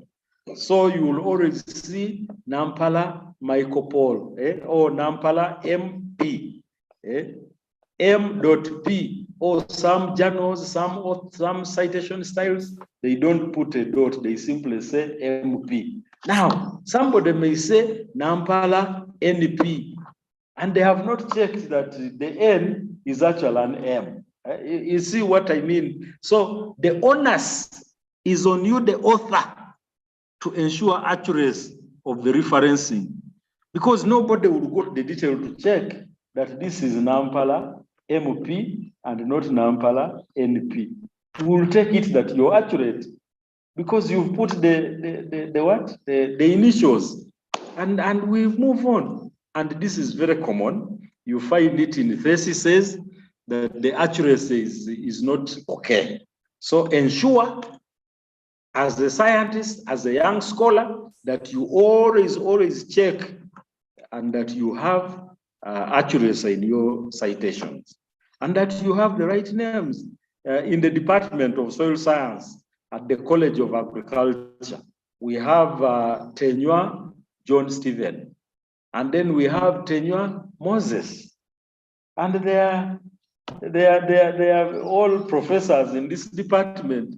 So now, if you can easily change, there is Tenywa M, then there is Tenywa JS. Now, who published which one? So you can easily mix up things, and then you don't have a correct citation. ensure that the cited literature in the text is listed in the reference section and vice versa. This is a common challenge. You find 200 citations in the reference list, pages and pages. When you start checking in the text, you find that 100 of these references listed are not featuring in the reference list. Now, this is not acceptable, especially in this era where we have a lot of automation. We have tools, we have Zotero, we have EndNote, we have that can help you, and you have no excuse, because as you put this in text, it is deposited right away in the reference listing, depending on the style that you would want to see it come. And that style is the style that is given by your department, is the style that is given by your university, or if you're talking about scientific publications, the style given by the journal. So please follow this style and ensure that your citation list is complete. Otherwise, incomplete citations in the listing are a put-off. List the references in alphabetical order. This is the common practice. What we mean by list them in alphabetical order, if, for example, you have 5 authors that you have cited in the text, and those 5 authors all published in the year 2023, then now you follow the alphabetical order of the citation. If the same author, then follow publication years in the increasing order. Okay? And this is an old acronym, IBID. Very old, you know, same authors, you have 5 authors, same paper, but different years, you don't repeat, you simply put .IBID and then you put the other text. If same principal author for a number of articles in 1 year, then follow alphabetical order of second or third author in the reference listing. If same authors for a number of articles in 1 year, then use A, B, C against the year. Now, this is interesting. There are some students who go and pick a certain reference, which was cited in another paper or in another journal or in another thesis, and it has 2008 B, 2013 B, 2000. So then you look in their reference list and they have B, B, B, B. And then in the citation, they have tenure 2018 B, and they don't have A. Now, you used the B article. The other writer used the A and B. So you don't need the B anymore in your citations. Or if you have same authors, same years, then now the B, C, D is your creation to identify these articles. And I hope this is clear. And in order of citation. Yeah, and in order of citation. If an article was cited by another article, but you fail to access, you fail to have access to it, then present as Solomon 1928 as cited by Kamoto 2020. 2008. I'm now just trying to, yeah, I think there was a question yesterday on this, and our submission was that again, your thesis, your proposal should not have everywhere cited by, and you see this example is very strategic. The Solomon article is an article that was published in 1928. And at that time, digitization was a challenge. Maybe that article is not widely available in the available databases. But then Kamoto, a recent researcher, more recent researcher, cites it. And so we are now cited by. So it is not Kamoto that made the observation, but it was Solomon that made the observation. So you can see how that sentence continues. Yes, In the reference listing, it will be Kamoto. In the citation, this is what we will have. So we will not have Solomon in the reference listing, but in the citation, we will have Kamoto.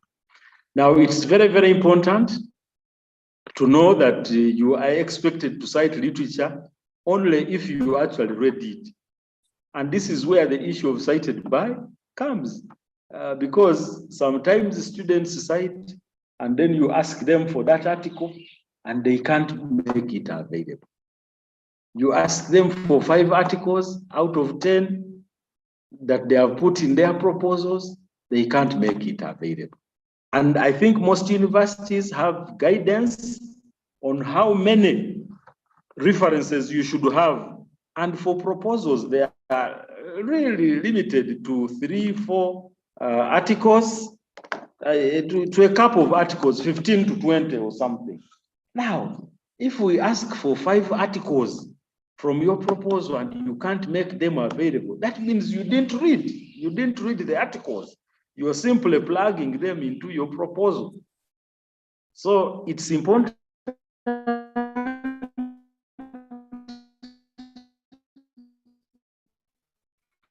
that we exercise due diligence, that we are not simply copying references from other articles, but we mean what we are doing, that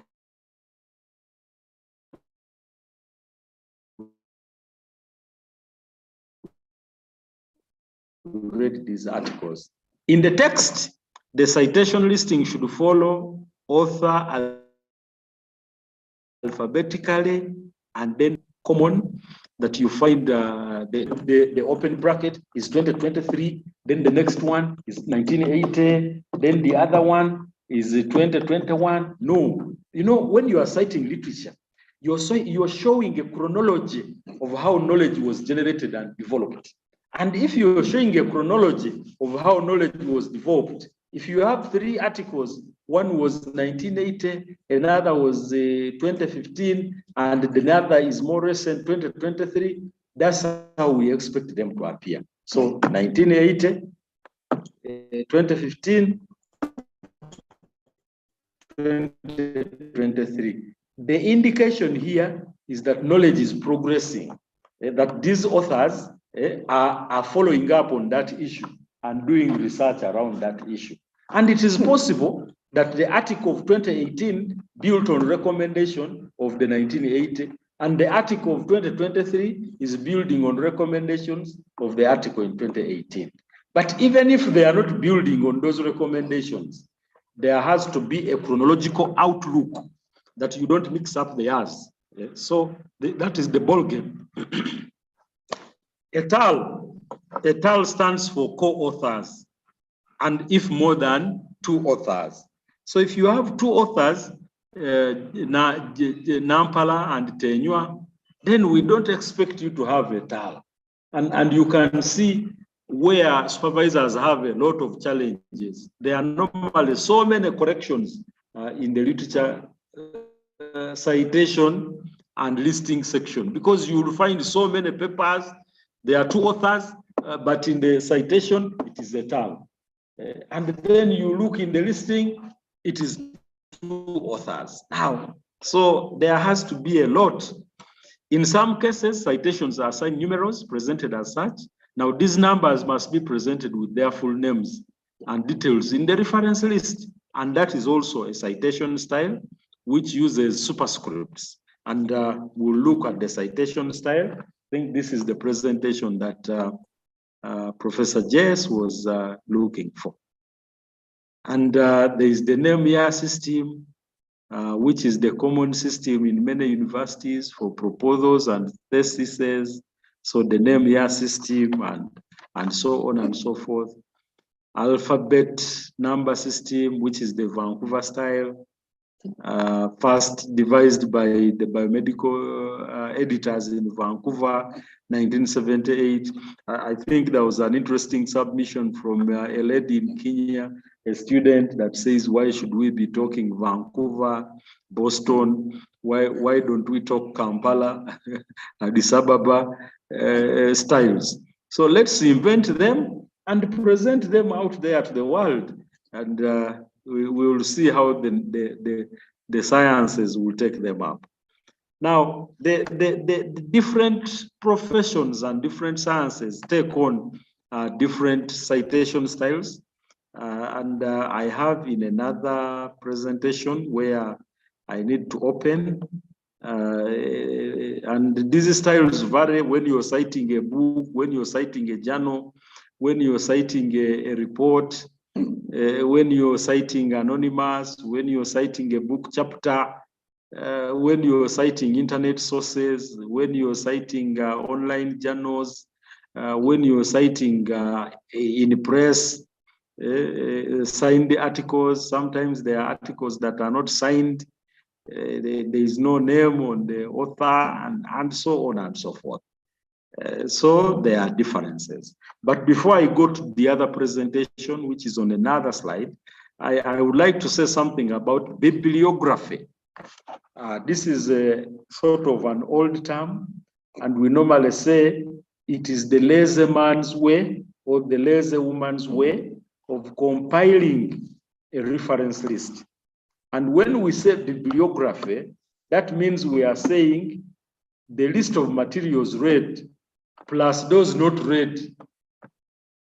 But when you're talking about theses, I think you are talking about reference list, not bibliography. Because scientific writing requires that we do reference listing, but sometimes in books, novels, they will say bibliography, where they are trying to tell you that in addition to what we have cited in the text, there are also other reading resources that you can refer to, which we did not necessarily have to cite in the text. For that reason, bibliography as a section or word for reference listing should only be presented if in your university, in your institution, the guidelines accept it. Let me go to this other section that I talked about, such that we can move quickly. Referencing. And I hope at this point you probably agree with that image, because that image is saying that, oh my God, there is a lot in reference citations and listing and synthesis. First, we said at the beginning that references, literature review is not just an assemblage of literature. It is serious business. And why do we bother to cite and then do a reference listing? You can imagine going into a library or a very huge source of literature, and then you want to do a quick job. You don't want to open every other book that you find on the shelf in order to simply find one point. Because sometimes it is as painful as that you're looking for one point. And these days, life has been made easy with EndNote and those other referencing software. Because when you read a particular point and you find it in a certain book, in a certain paper, you can actually archive it. Some time back, scholars were using highlighters, pens, or they cut it out, or they put it on the wall to remember that, yes, this is what it was. So gone are those days. Now we have better tools.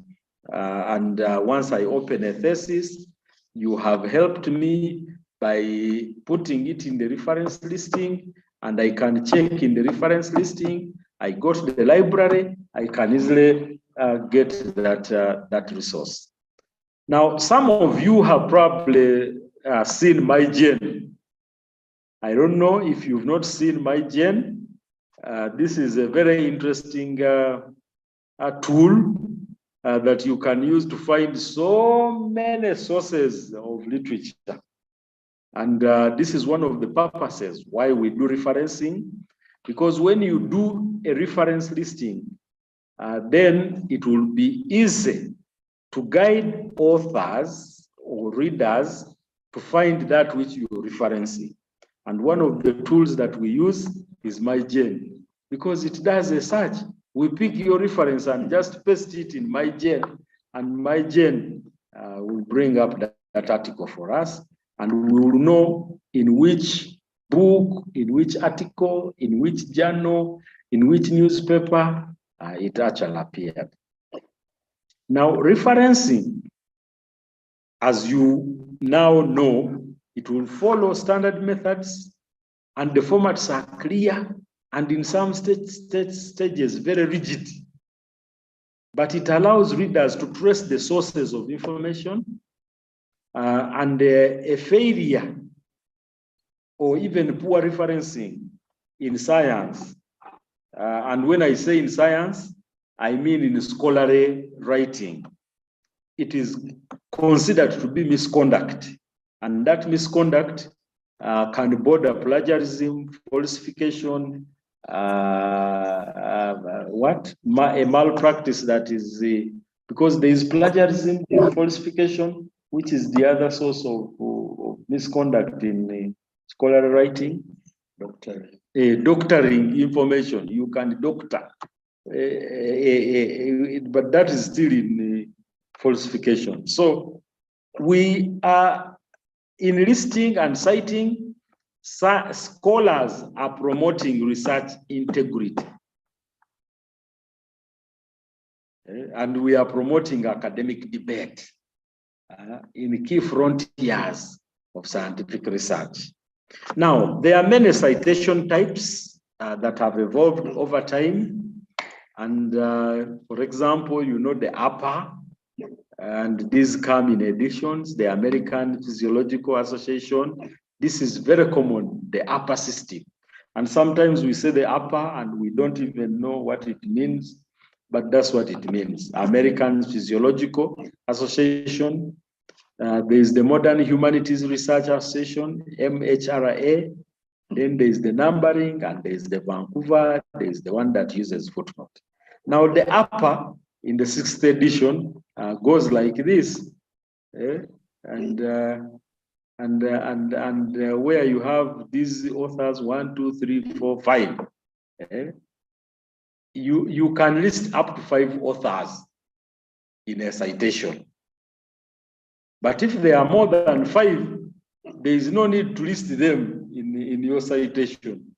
You simply list up to those 5, and then you say et al. And even in the reference listing, you don't put all the other authors, although some universities require that you put all the authors. Now, some articles can be very bulky, up to 20 authors. I've seen an article with 20 authors. So are you going to list all those 20 authors? So you simply sometimes put one author and you say 22 authors, and you close the bracket.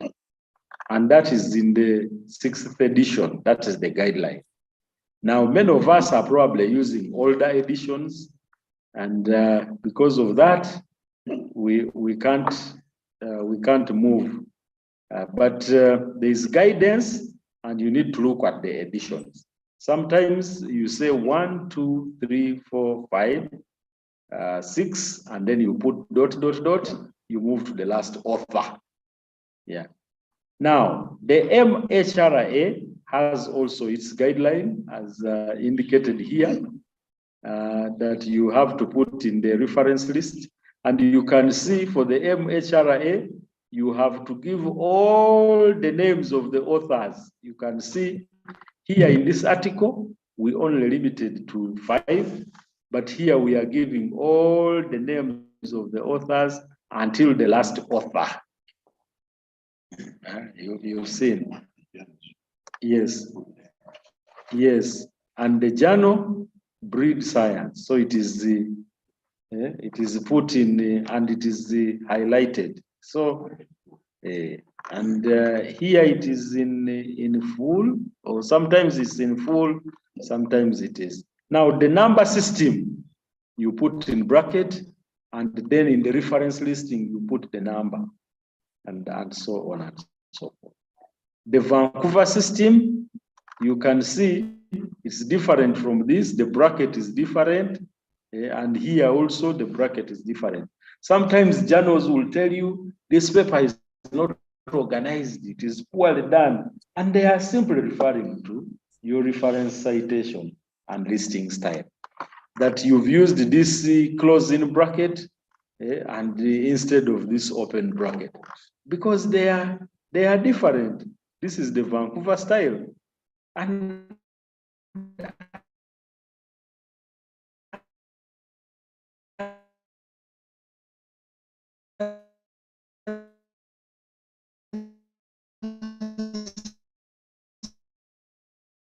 simple as that.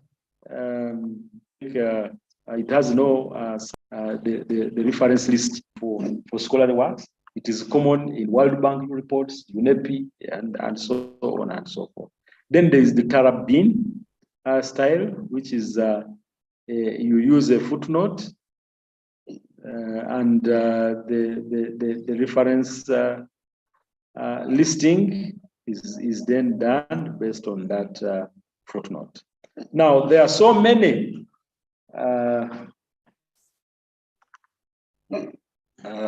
reference tools that we can now use. The most common one is EndNote, and EndNote has a trial version which is free for 30 days. And as students, we invite you to activate your curiosity and at least have one reference listing style and citation style and software that you're using. EndNote, Zotero, and students are always top of the game, PhD masters. You probably know many more referencing style. And this being a virtual engagement, we probably will not have the opportunity to demonstrate the use of EndNote, the use of Zotero, and indeed other referencing styles. Friends, we have said a lot of things. We probably would like to end it at this. And normally, when we have reference literature review, reference citation, and listing, there are just too many discussions and submissions. So we would like to open it up for your discussion and observations and experience. So we'd like to open up such that you can share with us. Thank you for listening. Over to you, participant. Thank you, Prof. Maybe you can check in the Q&A questions, then you can try to respond to some of the questions in there. There's quite a lot of them.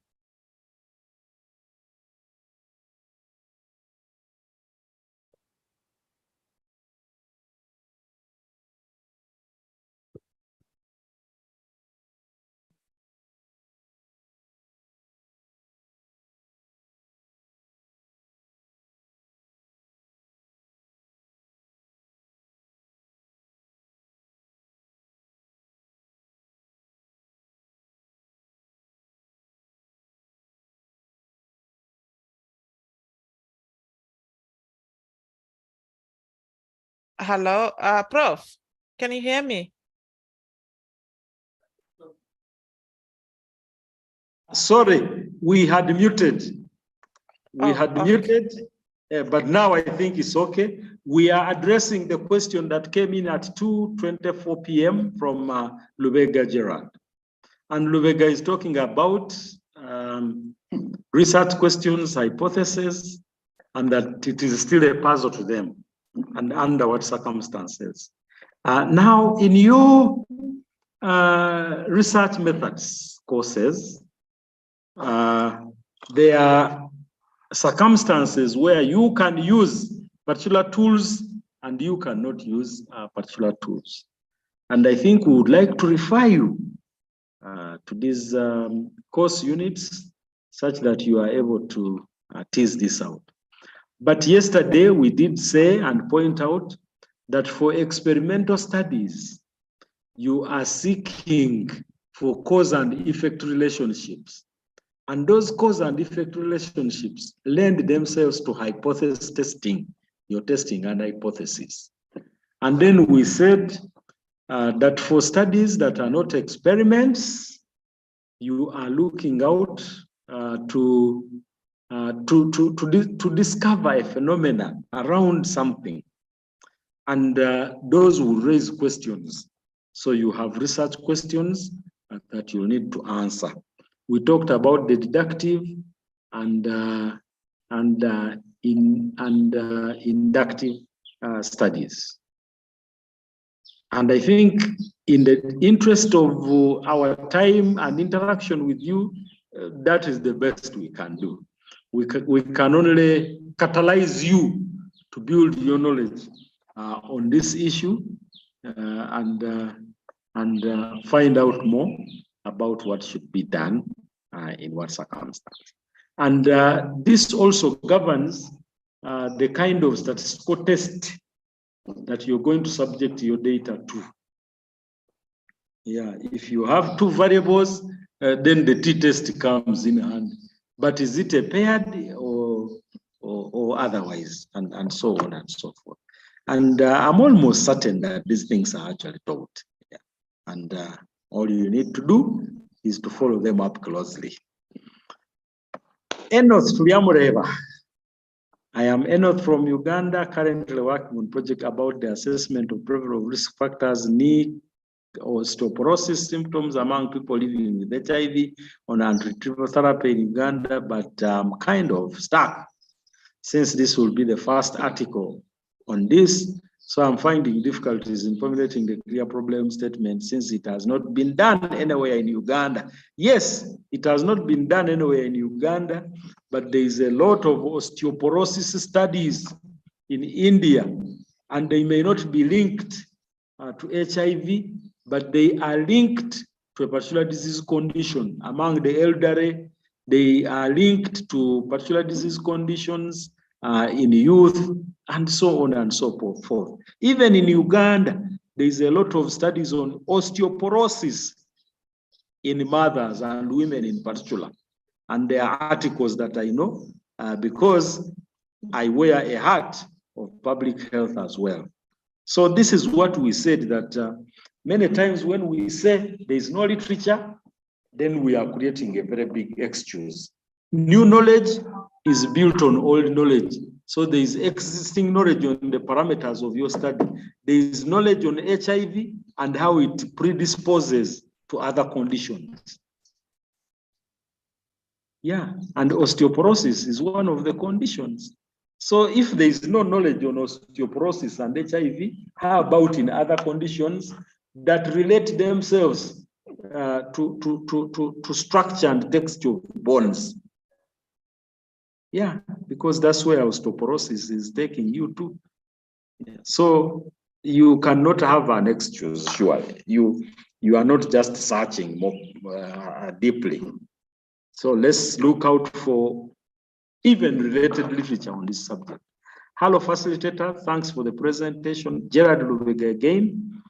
I have keenly the same question, I think, as above. Good afternoon, Prof. How will we get the notes from day one onwards? Now, this is interesting. From previous ARA study, we could download from Google Drive. Kindly shed more light on here. We will engage RU Forum. Hello, I hope you hear me. Do you hear me? Kindly confirm, because I could see maybe there was a timeout. Yes, Prof, we can hear you. Please just address to the technical questions. We have been responding to those who are asking for materials. Materials will be shared when the training is completed on email, and it has been repeated over and over. Please be patient. When the training is done, we shall share them on your emails. Thank you. Yeah, but also allow me say this. I think when I was a master's and PhD student, that was a very active time of my life. You know, I think technology has created some laziness or some laxity. These lectures can be followed on YouTube live. And on YouTube, everything is displayed. So then what else would I need? I only need another 1 hour, 2 hours to actually listen. I can even move the cursor, move it forward, move it backward, again and again, and play it. It will be like I'm live in the session. So when I look at this request for materials, and we have done a study, and it's interesting that many times in workshops, people that request for materials actually never get back to use them, unfortunately. And I'm excited about the YouTube link because I thought that would catalyze usability rather than asking for slides that are going to be archived. More light on why one should do qualitative research purely. The nature and design of your research may lend itself to only qualitative research. We are not going to quantify everything. Some things are not quantifiable. It is a phenomenon in society, and it's what you're studying. And I think this is the whole gist of all ethnographic methods: content analysis, thematic analysis, all things to do with the observation. You probably are not observing to quantify, so you are not counting, but you're observing to describe. How somebody did a study on mourning styles. When people lose their loved ones, how do they actually mourn? Now, that will not require, how will you quantify the styles of mourning? That people are mourning, and how will you quantify that? I did ask yesterday about citing a YouTube video. Kindly tell me how that done, especially when it's not clear. Yeah, the video was posted. Now, there is what we call ND in brackets. N.D. That means no date. Yeah, so you cite, you give we even told you in one of the slides where there is no author. So is anonymous. So if this video is anonymous, we shall say anonymous, and then we put the title of the video, and then we describe, we say YouTube video, you put the YouTube link, and then you say no date. Yeah. But it's important to put the YouTube link, and then in brackets after the YouTube link, you say accessed. Accessed 10th August 2023. Yeah, because now when we go back to the YouTube, maybe it was downloaded and removed, purged out of the system, and we can't find it. So that's why you see in the literature sources, these things that are online, websites, they will put in brackets, accessed. So there is a date of access. Thank you for the acknowledging being shared. I want to know how many hypotheses are recommended for objective at master's level. From the yesterday, you have shown that an objective can have a number of hypotheses. Yeah, I think we went through this. And how many of them, how many are you testing? Remember, we talked about milk and milk products, and we said these are compound objectives that are typical for PhD. And we discouraged compound objectives for masters. Said for masters, to the extent possible, let every objective be a standalone and not in compound.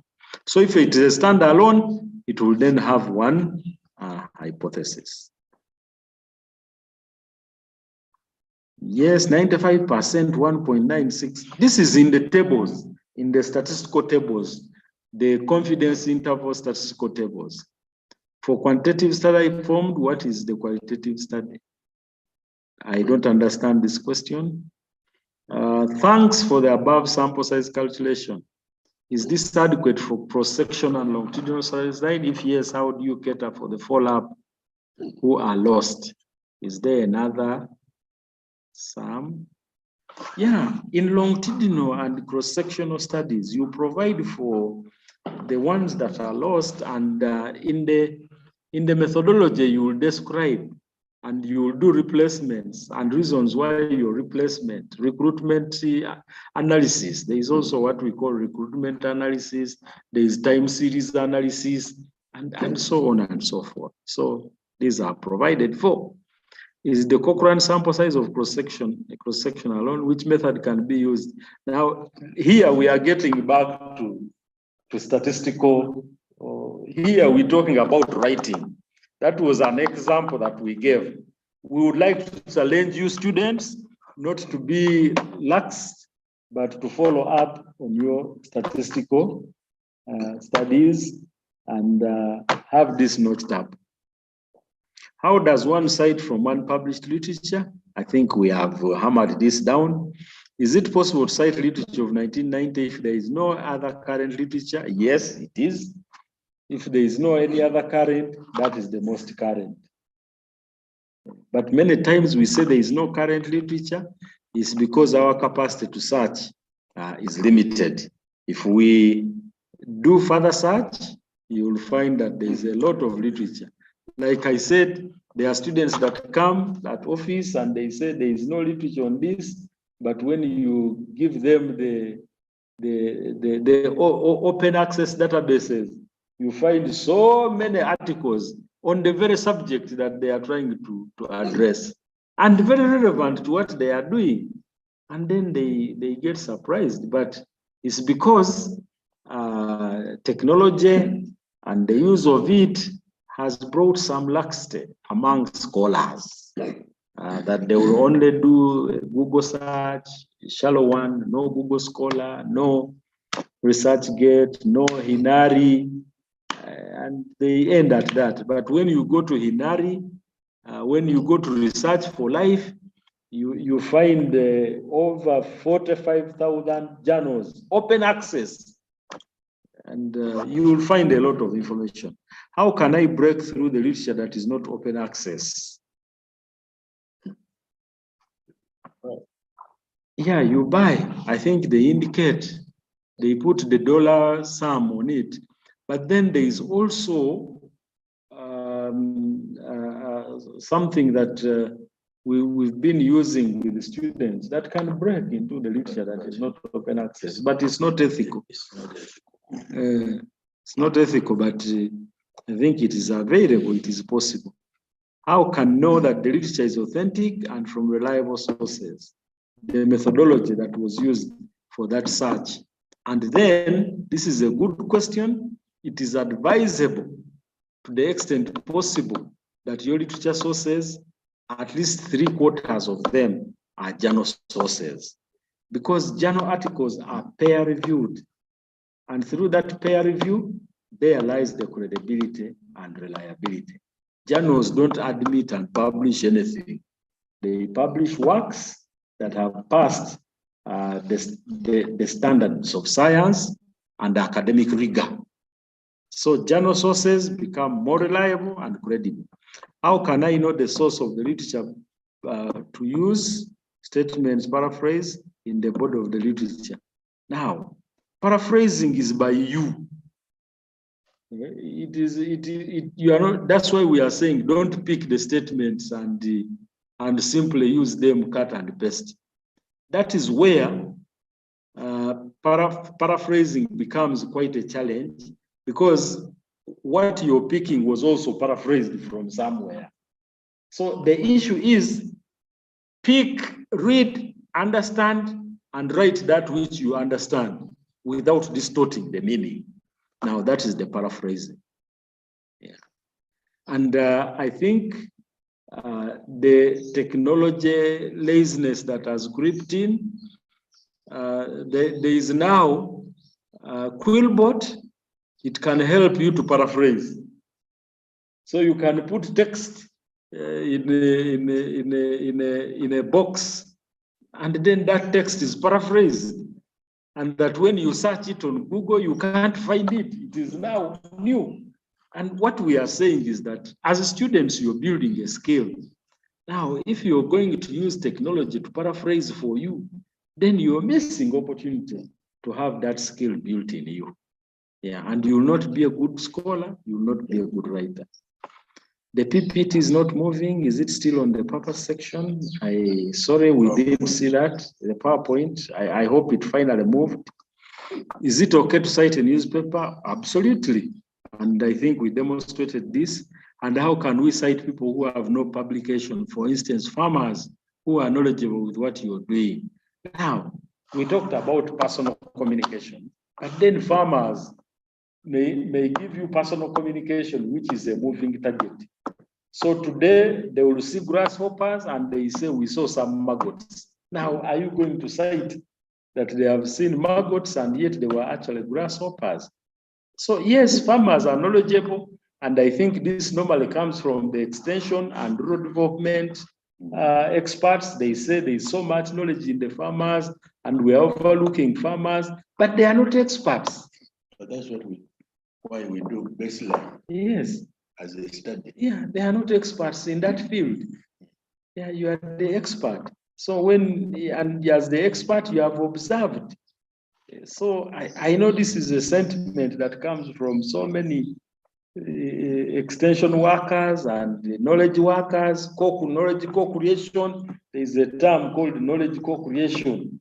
And from the DFID, this is very, very important that we need to acknowledge that the communities have knowledge. Yes, the communities have knowledge, but we have to discover that knowledge from the communities. My people in a certain part of the world had the river and the source of the Nile. And then someone from Europe came and said, I have now discovered the source of the Nile. But it was always there. So they were taking it for granted. They didn't know that seeing it is a discovery. All they knew is that it's there and we are using it. So, and that is simplicity. But here on a serious note, yes, the farmers have the knowledge and they know, but it's not to the tact knowledge. It's not packaged the way we want to package it in scholarship. Yeah. What happens when you mistakenly cite an unpublished yet was? Now, we said that the onus is on you as a researcher to ensure that you are accurate in your citation and reference listing. Assuming the current article was cited, a document from the website, and all of a sudden, this document has been removed. How can this situation be handled? We said you put a date, accessed, you put the accessed date, such that when we are now going to check and don't find it, when you don't find it, you still can trace. They will tell you that this article was removed. So in archive. It's in archive or it was removed. Can send it. Yes, the administrator of the archive can send it to you, or they will put the date when it was removed, and so on and so forth. Could you please share the material link? I think this is a forum. There is a link, YouTube. What is the difference between proposal writing and project thesis writing? I don't understand this. When you're writing a thesis proposal, you are a student developing a research which will be supervised. Thesis research is supervised research. When you're writing a project proposal, you're writing a project proposal seeking for grant, seeking for money to do research. Yeah, and that research may not be yeah, to address the development concern. So it's research for development. The thesis is purely research for academic engagement. And that research for academic engagement can promise components to the community, but you are not under an obligation to pass on these products that you develop the community. Your end game is to do research, demonstrate that you can do research and that you can analyze it, you can present it and write it up and package it and graduate. Then after graduation, you can now think about the development components within your research, and you can continue with the R4D, on your subject of research. Yep. With an example, kindly explain the difference between a thesis and a dissertation. With an example. Those are semantics. Semantics. Yeah. By the university. Yeah. Normally, dissertation is not. It's for undergraduates. It's not research based. You can write a literature review, and that can be taken as a thesis. In many cases, dissertations are for MSc degrees where there is no research, serious research. It is based on coursework. And there's also MPhil. I don't know that they have heard about it. MPhil compared to masters. Master of Philosophy. Then MSc and MPhil. Again, MPhil is purely a research. MSc is normally balanced between the two. So it's a nomenclature considered by the university, and the guidelines will tell you what to call your document and how to do it. Yeah, MPhil is between masters and PhD, the in between there. Common in the, Zimbabwe, even Southern Africa, is not common in the Eastern Africa. Many universities in Eastern Africa don't do MPhils, but Southern Africa, West Africa, they do MPhil. Okay. How do you deal with the risk that your research may have been done, but you have no idea, perhaps due to limitation in accessing the all published articles? Now, fortunately, thesis research is supervised research. You have so many people around that research. And you give seminars. Yeah, and you present seminars to the department, to the schools, and conferences. The challenge is that sometimes we hear what we want to hear. We don't hear what is being said. So some people will tell you that, but that work has been done, and you will ignore them. But you ignore them to your own peril.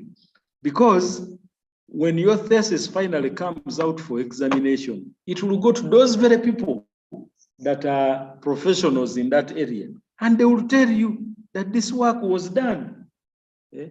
And you'll have nowhere to even publish. Yes, you'll have nowhere to publish. You may not graduate because the assertion on your thesis that says that this work has not been submitted anywhere for will not be correct, because an examiner, external examiner, will send back your thesis with a report and another thesis done in their university with the same topic, with the same methodology, with the same, and we are living in an era where checking for duplication is very easy. Yeah, because Turnitin will tell you whatever. Authenticate will tell you this work was, it will be somewhere and you are able to. Now, if it is not somewhere, then it's not there. Yeah. Please, which part of the article should you use as literature review? Is it the findings or result? Now, I don't know, Callistus Dubio. We are talking about proposal writing, thesis proposal writing, and we are talking about literature review for the proposal, not literature review for articles. I think the week after next week, we again have an opportunity to talk about scholarly writing and publication. Yeah, and we will be talking about literature review for articles. But the question is, yes, if you are writing a proposal, where do you source your literature? That's what he's asking. Do you source it from introduction, abstract, or the reliable literature? Which part of the article Should you use a literary review? Yes. That's the question. Which part of the article? Exactly, that's what it is. Maybe I'm not getting it. But you could do. No. Is it the findings or the results? Eh? We have About 20 minutes. which part? I mean, we said introduction is not a good source because somebody is using information from other articles, but in the process of customizing the literature towards the objective, you might be doing damage to the message. So that section only helps you to find out the source and get to know exactly what those articles were saying. But of course, the discussion is a very good source. And maybe the abstract. Because in the results, somebody is building up messages, information. Results have data. When you turn data to information, you are tending towards messages that can be used. And messages to be used, no knowledge is normally in the abstract. To some extent, you can use conclusion. Yeah, I think that's what it is. Yes, Alice Wanjuku, the question regarding recommendation. I think this is next, the week after next. Yes. Yeah, because in proposals, we are not dealing with recommendations. But recommendation is the actionable conclusion. Yeah. Among the conclusions, there are some conclusions that can be translated to solving the problem. Because remember, we started with the problem, analyzed it, got the objective, designed the proposal. Now, in this discussing, we will tend towards messages that will be considered for the conclusions. And those conclusions that have facts that are actionable to solve the problem, they are turned into statements of instructing or telling the affected communities what should be done and how. Those are the conclusions. It's not true that all studies will lead to conclusion, to recommendations, because you might find that the study you have done has stopped somewhere because of funding, because of time, and it may not have generated recommendations. The recommendations are to the affected communities. If you started with a community, you end up with a community. Don't end up with a technician how to analyze as a recommendation, because that's not the target affected person. Okay. But more of that in the publications workshop, yes, as opposed to the proposal precisely. Is it possible to give an example of how you formulate your own idea overview in literature review? The trick here is for you to do a SWOT analysis, yes, of what you have read. Yes. So that net assessment of what you've read is the news that you now present. Yeah. Yeah. So you read, and then what is the strength? What is the weakness of what you've read? What is the opportunity within what you've read? As first the objective. Yes, and where is the threat of what you've read? So the SWOT analysis will give you a pointer to news. And it is actually trying to give evidence to what you are calling a gap. There's a problem in the community. You have analyzed, you come up with the causes, primary or root causes, turn them into objectives. Now, literature review is going to support, to say this is actually a problem. it was observed this way and the other way, and it is not yet answered. Yeah, so it's up to you to innovatively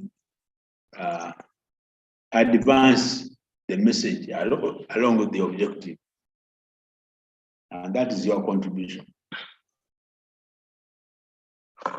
Okay, when doing literature review, can you have general research gap or rather points of divergence? That is SWOT analysis again. Or it must be at every literature subsection in elaboration of the research objective or question. Yeah. Remember we said that when you're doing literature review, you break up the segments of your objective. So you go objective by objective. So for every objective, you are exposing the gap. Yeah. But at the end, you can now collect out all these things that have been exposed and you crystallize your synthesis at the end. Yeah.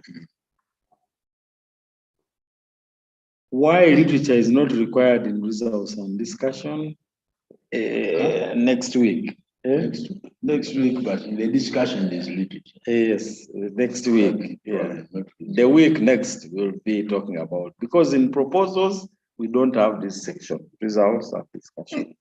In a quantitative research, there is a hypothesis. So what is the equivalent in qualitative research? Prepositions. Research questions. Or research questions. Please, Prof, when reviewing the literature, which is the most important part to pay attention? When reviewing literature, which is the most important part to pay attention? Of course, abstract, but abstract is too abstract. You have to move to the discussion and try to get some of the key elements coming out of this study. And the discussion is primarily the responsibility of the author. The introduction is giving a background and whatever, and you're using some other people's work. So the introduction is not a place to focus yourself.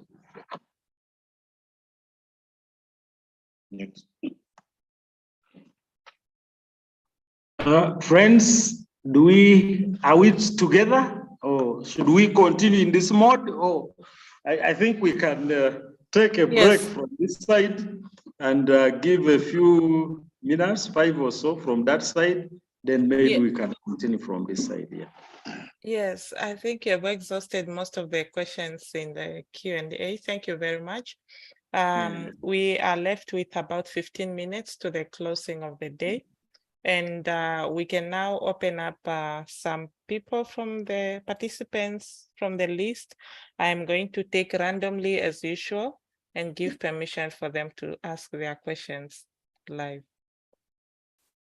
Kimaru Magdalene, please unmute.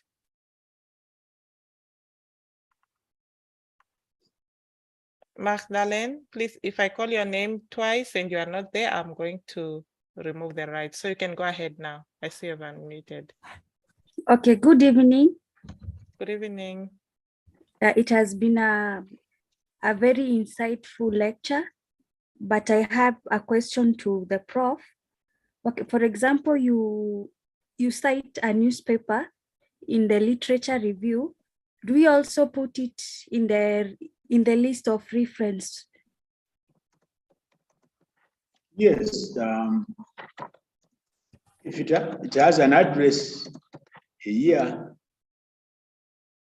from where you can source, I mean, the reader can go and find out. Fine. Oh, okay. By the way, there's one thing we haven't talked about today. It is good to use a DOI. If I don't know whether you know what DOI is, DOI. DOI is document object identifier. Digital document object identifier. Yeah. A DOI It's very good. It will take you straight to the document you are referring to. So it is advisable that all your references, if possible, attach a DOI. Okay. And some people may not have access to DOI, but at least there's what they call URL. URL is what?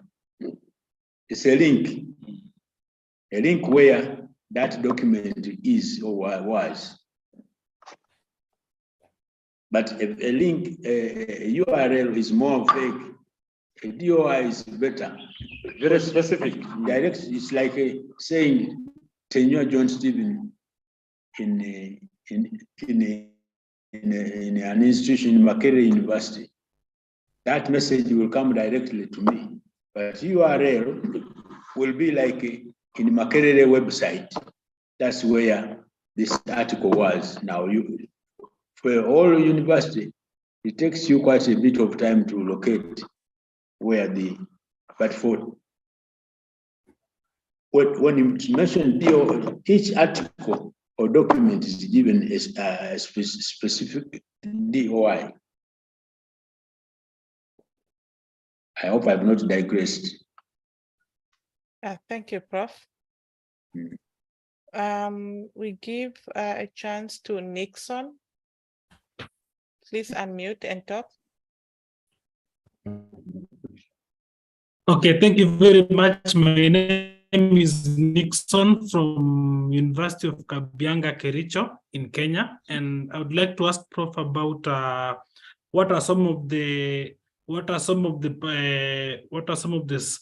can we source for what is a systematic literature review? Is it a review that includes experimental studies, or maybe it's a review that is connected by a single researcher, or maybe a rigorous process? What is a systematic literature review? Thank you very much. A systematic literature review is a method of reviewing literature that has 8 steps, and it ends up with an analysis of that body of knowledge that you have reviewed. So it is a method, just like you will have content analysis or thematic analysis. So you have systematic literature review. It's a method, and there is a lot of write-up on it. If you just did a Google search of articles on systematic literature review, you will find them. Thank you, thank you.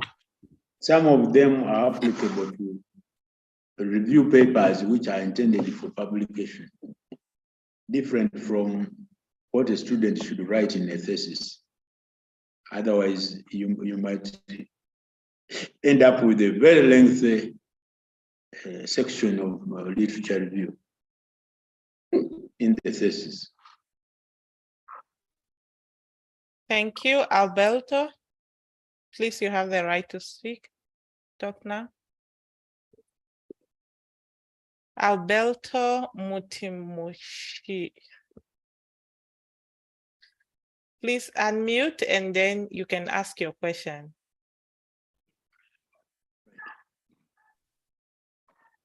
Okay. Well, as he unmutes, there is a very interesting observation in the chat room. Is there a way that universities could vet all supervisors before attaching students to them? Some did not do well in their statistics class and keep taking students around in circles. Sad. They do not know when to use test, chi-square, regression, name them. The emotional intelligence, some get annoyed without good reason. Should also be checked, etc. Now, of course, this is not relevant to our training, but it's an outpouring. And this is why you have outfits like Ruforum. But even at the university level, I'm sure students have channels where they can push such messages, heads of departments, supervisor, coordinators. So you should not die alone, and just channel it to the relevant authorities and say, look here, we have a statistics teacher, but we are not getting, or we have supervisors, but then also supervision, graduate supervision is interesting. It is cohort learning. You know, I remember when I was a master's student, we were learning together as students. You should not be alone in it. You should not be a lone ranger. Learn with others, and that will help you to move forward. Thank you. Thank you very much. Yes, you can go ahead, unmute and ask your question. Alberto?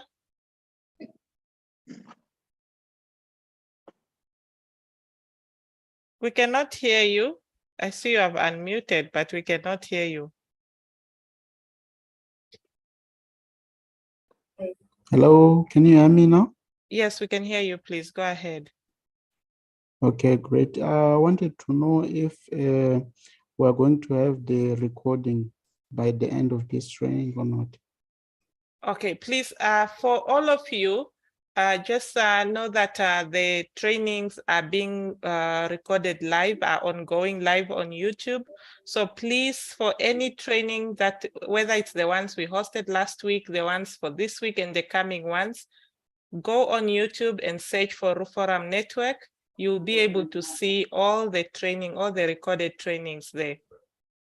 So they are indicated with day 1, day 2, with all their titles. So please visit our YouTube channel, subscribe to the YouTube channel so that you can also get the notifications when we are going live for all those trainings.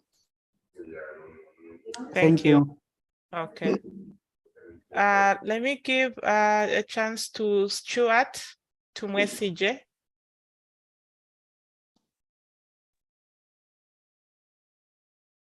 Yes, please go ahead. Yes, thank you. I just have a simple question for Professor. I'm Tumwesije Stuart from Kabale University in Uganda. I wanted to ask, is there any big difference between a project report and a research as far as in IT is concerned? Thank you. Well, from a research effort, you may be faced with the different audiences, and for each audience, you can package information for that audience, and that will be a report. It could be you are presenting a report to farmers. You are presenting a report to academicians as a thesis. Even a thesis is a report. Could be presenting a report within which the thesis work was contained as a project report, maybe to donors. Yeah. So when you present results from your study, that will be a report. And depending on the target audience, you can give it a name. Otherwise, it is a report. Thank you. Thank you, Prof. I'll go to Okello. Please unmute.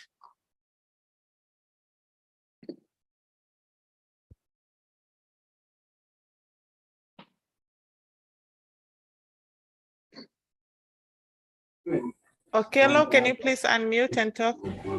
Yes, good afternoon. Good afternoon. My name is Okello Remedial Kidi from Uganda, a student of Bara University. I have a question. Okay, when I was doing research for a word of my diploma, my research supervisor told me like you are not supposed to use a citation which is like older than 10 years. I really wanted the professor to help me highlight on, say something about that. Thank you. Okay. That is true from an area that is actively doing research. For example, Yes, health science. Health science is prolifically producing articles. So there's no excuse that you'll have to look for an old article unless the problem addressed by that article stopped at that article, or at the stage at which research was done to generate that article. But if more work has been done, there's no reason why you should go for an old article. Of course, somebody one time asked about fossil, fossil yes. Research on fossils. That would be ages ago. But I mean, there's a research on fossils going on right now. Although fossils are old, the research being done is more current than the fossils themselves. So it's the inability to search that will cause you to consider old literature, when actually we want to know that by considering old literature, there is no recent literature. Otherwise, you'll be dealing with work which has already been published. Thank you so much, Professor. Thank you. I'm looking for Shakila. Shakila, can you please unmute and send in your question? Can you hear me? Yes, we can hear you loud and clear. Okay. First of all, thank you for this opportunity, and I would love to say that this training has been so helpful, and I believe that as we continue, we are going to learn more. So my question is, on the part of citation, Prof mentioned how to go about a situation where like a particular author or authors have several articles published in the same year. And I don't know, I didn't understand or have been doing it all wrong. Because, for example, let me use you, Prof, as an example. Let's say you published like 3 articles in the year 2022, and I have used all these 3 articles, maybe one in the literature review, and another one I wanted to cite in my methodology, and another one maybe in the results or something like that. So for me, I thought like if I was to cite the first paper, if I cited the first paper in the which is in the literature review, I call it Nampala 2022A, then the other one B, and the other one C as we continue. So I don't know whether I didn't understand your point, but can you please elaborate on this one? Correct. Your description is correct. Okay. Yeah, your description is correct. But what we were saying is that now somebody may pick your paper or your thesis, take it, and then they pick out Nampala 2023B, and they use it like that when they didn't use the article on A and the article on C. Okay. So they carried the B along with them. Yeah. They and another question, sorry for interrupting. Another question, how is it that you find sometimes some articles are published and they are available, but they have no date of publication? Does it mean that it's a continuous study, or what might be the problem? And then again, if it's a continuous study and you have already cited, and as they now publish, they put the date of publication and they have come up with some changes, and you had already cited that in your article, how do you go about that one? ND, remember we said no date, ND, brackets, ND, no date. Yeah, but what causes that is, running ahead of us, because we are going to talk about publications the other week. A publication is called a publication because it's in the public. It can be located in the public. Publication. So over the years, with the increase in technology, we have so many documents available to us in the public. So they have been published. But then in the academia and scholarly writing, when it comes to references and citations, we have our own rubric, we have our own rules. So that which you find in the local community, as a brochure, as a writing, as a letter written by your local government, as it is not considered a publication in the scholarly works. But it is, the government has published a list of names. But that list of names is not in the journal, is not in a bulletin, is not on a website. It has no author, but it has been published. You see, they will say the department has published the list of admitted students. Now, who peer reviewed it, who what? No, so you can see where it is. So that's why you are now saying there are documents that you will find relevant, but they have no author, they have no, because increasingly we are having more and more information and knowledge published. You find the NGOs doing brochures and supplying them in the communities. And you will find a very nice brochure with the statistics that you want to use, but then there is no author. So that is it. No author, no link, no nothing. Okay, the last question. Let's say like you are doing a certain study with you are doing a certain study, and then you have the opportunity to present maybe your work in a certain conference, but it's not available for the public. And then someone goes ahead and uses that topic and the exact with the objectives, and he does the work more, like, let's say, faster than you, and they end up publishing the work that you came up with. Do you have the rights to sue that person? No, you don't. Because why didn't you publish it? They did not stop you from publishing. They did not stop you from publishing. Now for you, But I'm taking my time doing things the way like fits me, and I don't know. I think like that's like taking your work and they take accountability of that's something you came up with. So that should be a police case to my understanding. No, how do we know you came up with it? The other one, you know, they didn't. No, I said I presented this work somewhere, and maybe they got it from there. Maybe they were even in the conference that I was presenting. So they took it and went to do it, that did things more faster and published the work.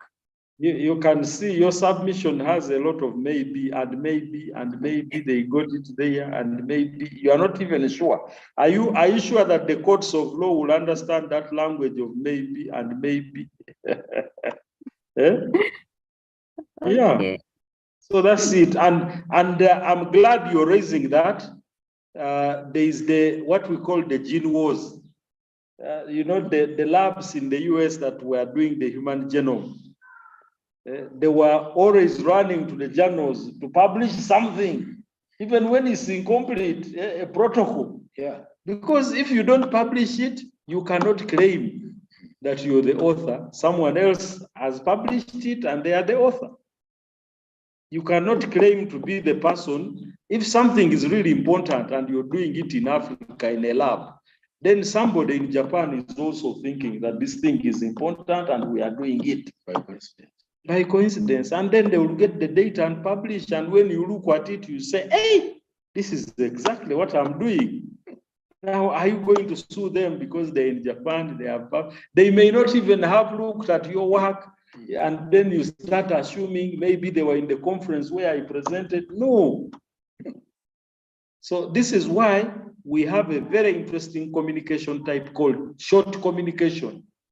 Now, short communication is not short in terms of length, that is 1 page, 2 pages, 3, but it is short because you are doing a very broad research, but within that broad research, there are some aspects of your work that are so important that have now been concluded and can be written up and published.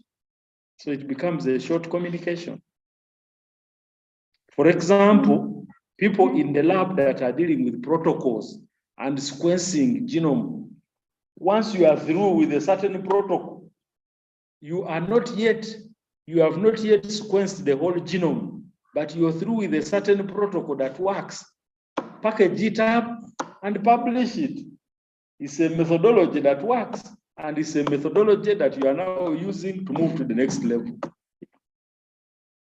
Thank you for the clarification. You're welcome.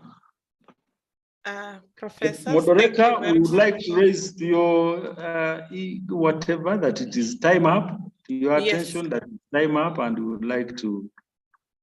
Yes, to that's close why that.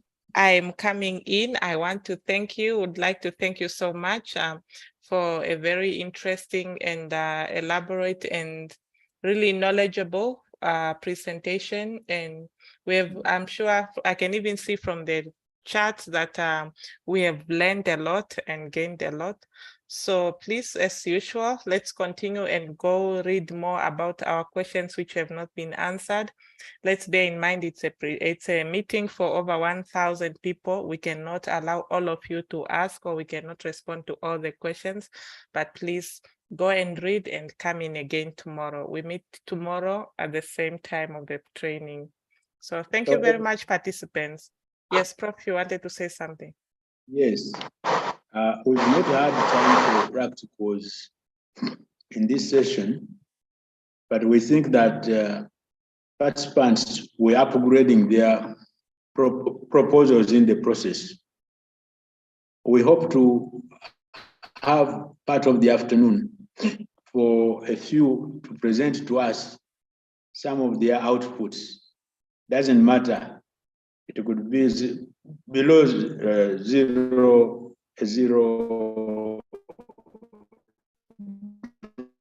draft. Yes, Prof. Are you still there? The network is cutting a bit, is breaking. Share with us okay. What they have done on their drafts, and so that everybody. We are saying that because that we think it is possible for participants to take on assignments depending on the presentations we've made, and as they take on these assignments, they will be able to engage and actually read and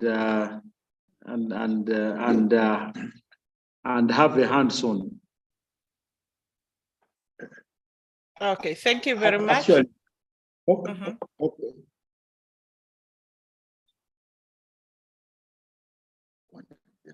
Hello. Yes, participants, please tomorrow come ready to share a summary of what you have learned, but you are going to share through your proposals, those who have proposals which were still at the developing stage, or if you've been developing your proposal during this write-shop, please, we need to see your draft, and they would want to see your draft tomorrow. We are going to give you rights, and then you share and we discuss as part of our practicals for this session. Will you, there's a question, professors, that is asking if you allow people to share their draft to you on email. Will you allow that, or they just come and share during the training? I think they should share during the training so that everybody benefits. Thank you. We could work on 1 or 2 or 3 in details so that we see every section we have covered, the kind of things that have come up. Okay, thank you, Prof. So once more, thank you very much, professors, for the training. Thank you so much, participants, for being here with us, and for really paying attention and for participating even deeper, not just you being here, but you are participating. We can see through the chats, questions, and all that. So thank you very much. We see you tomorrow at the same time, and have a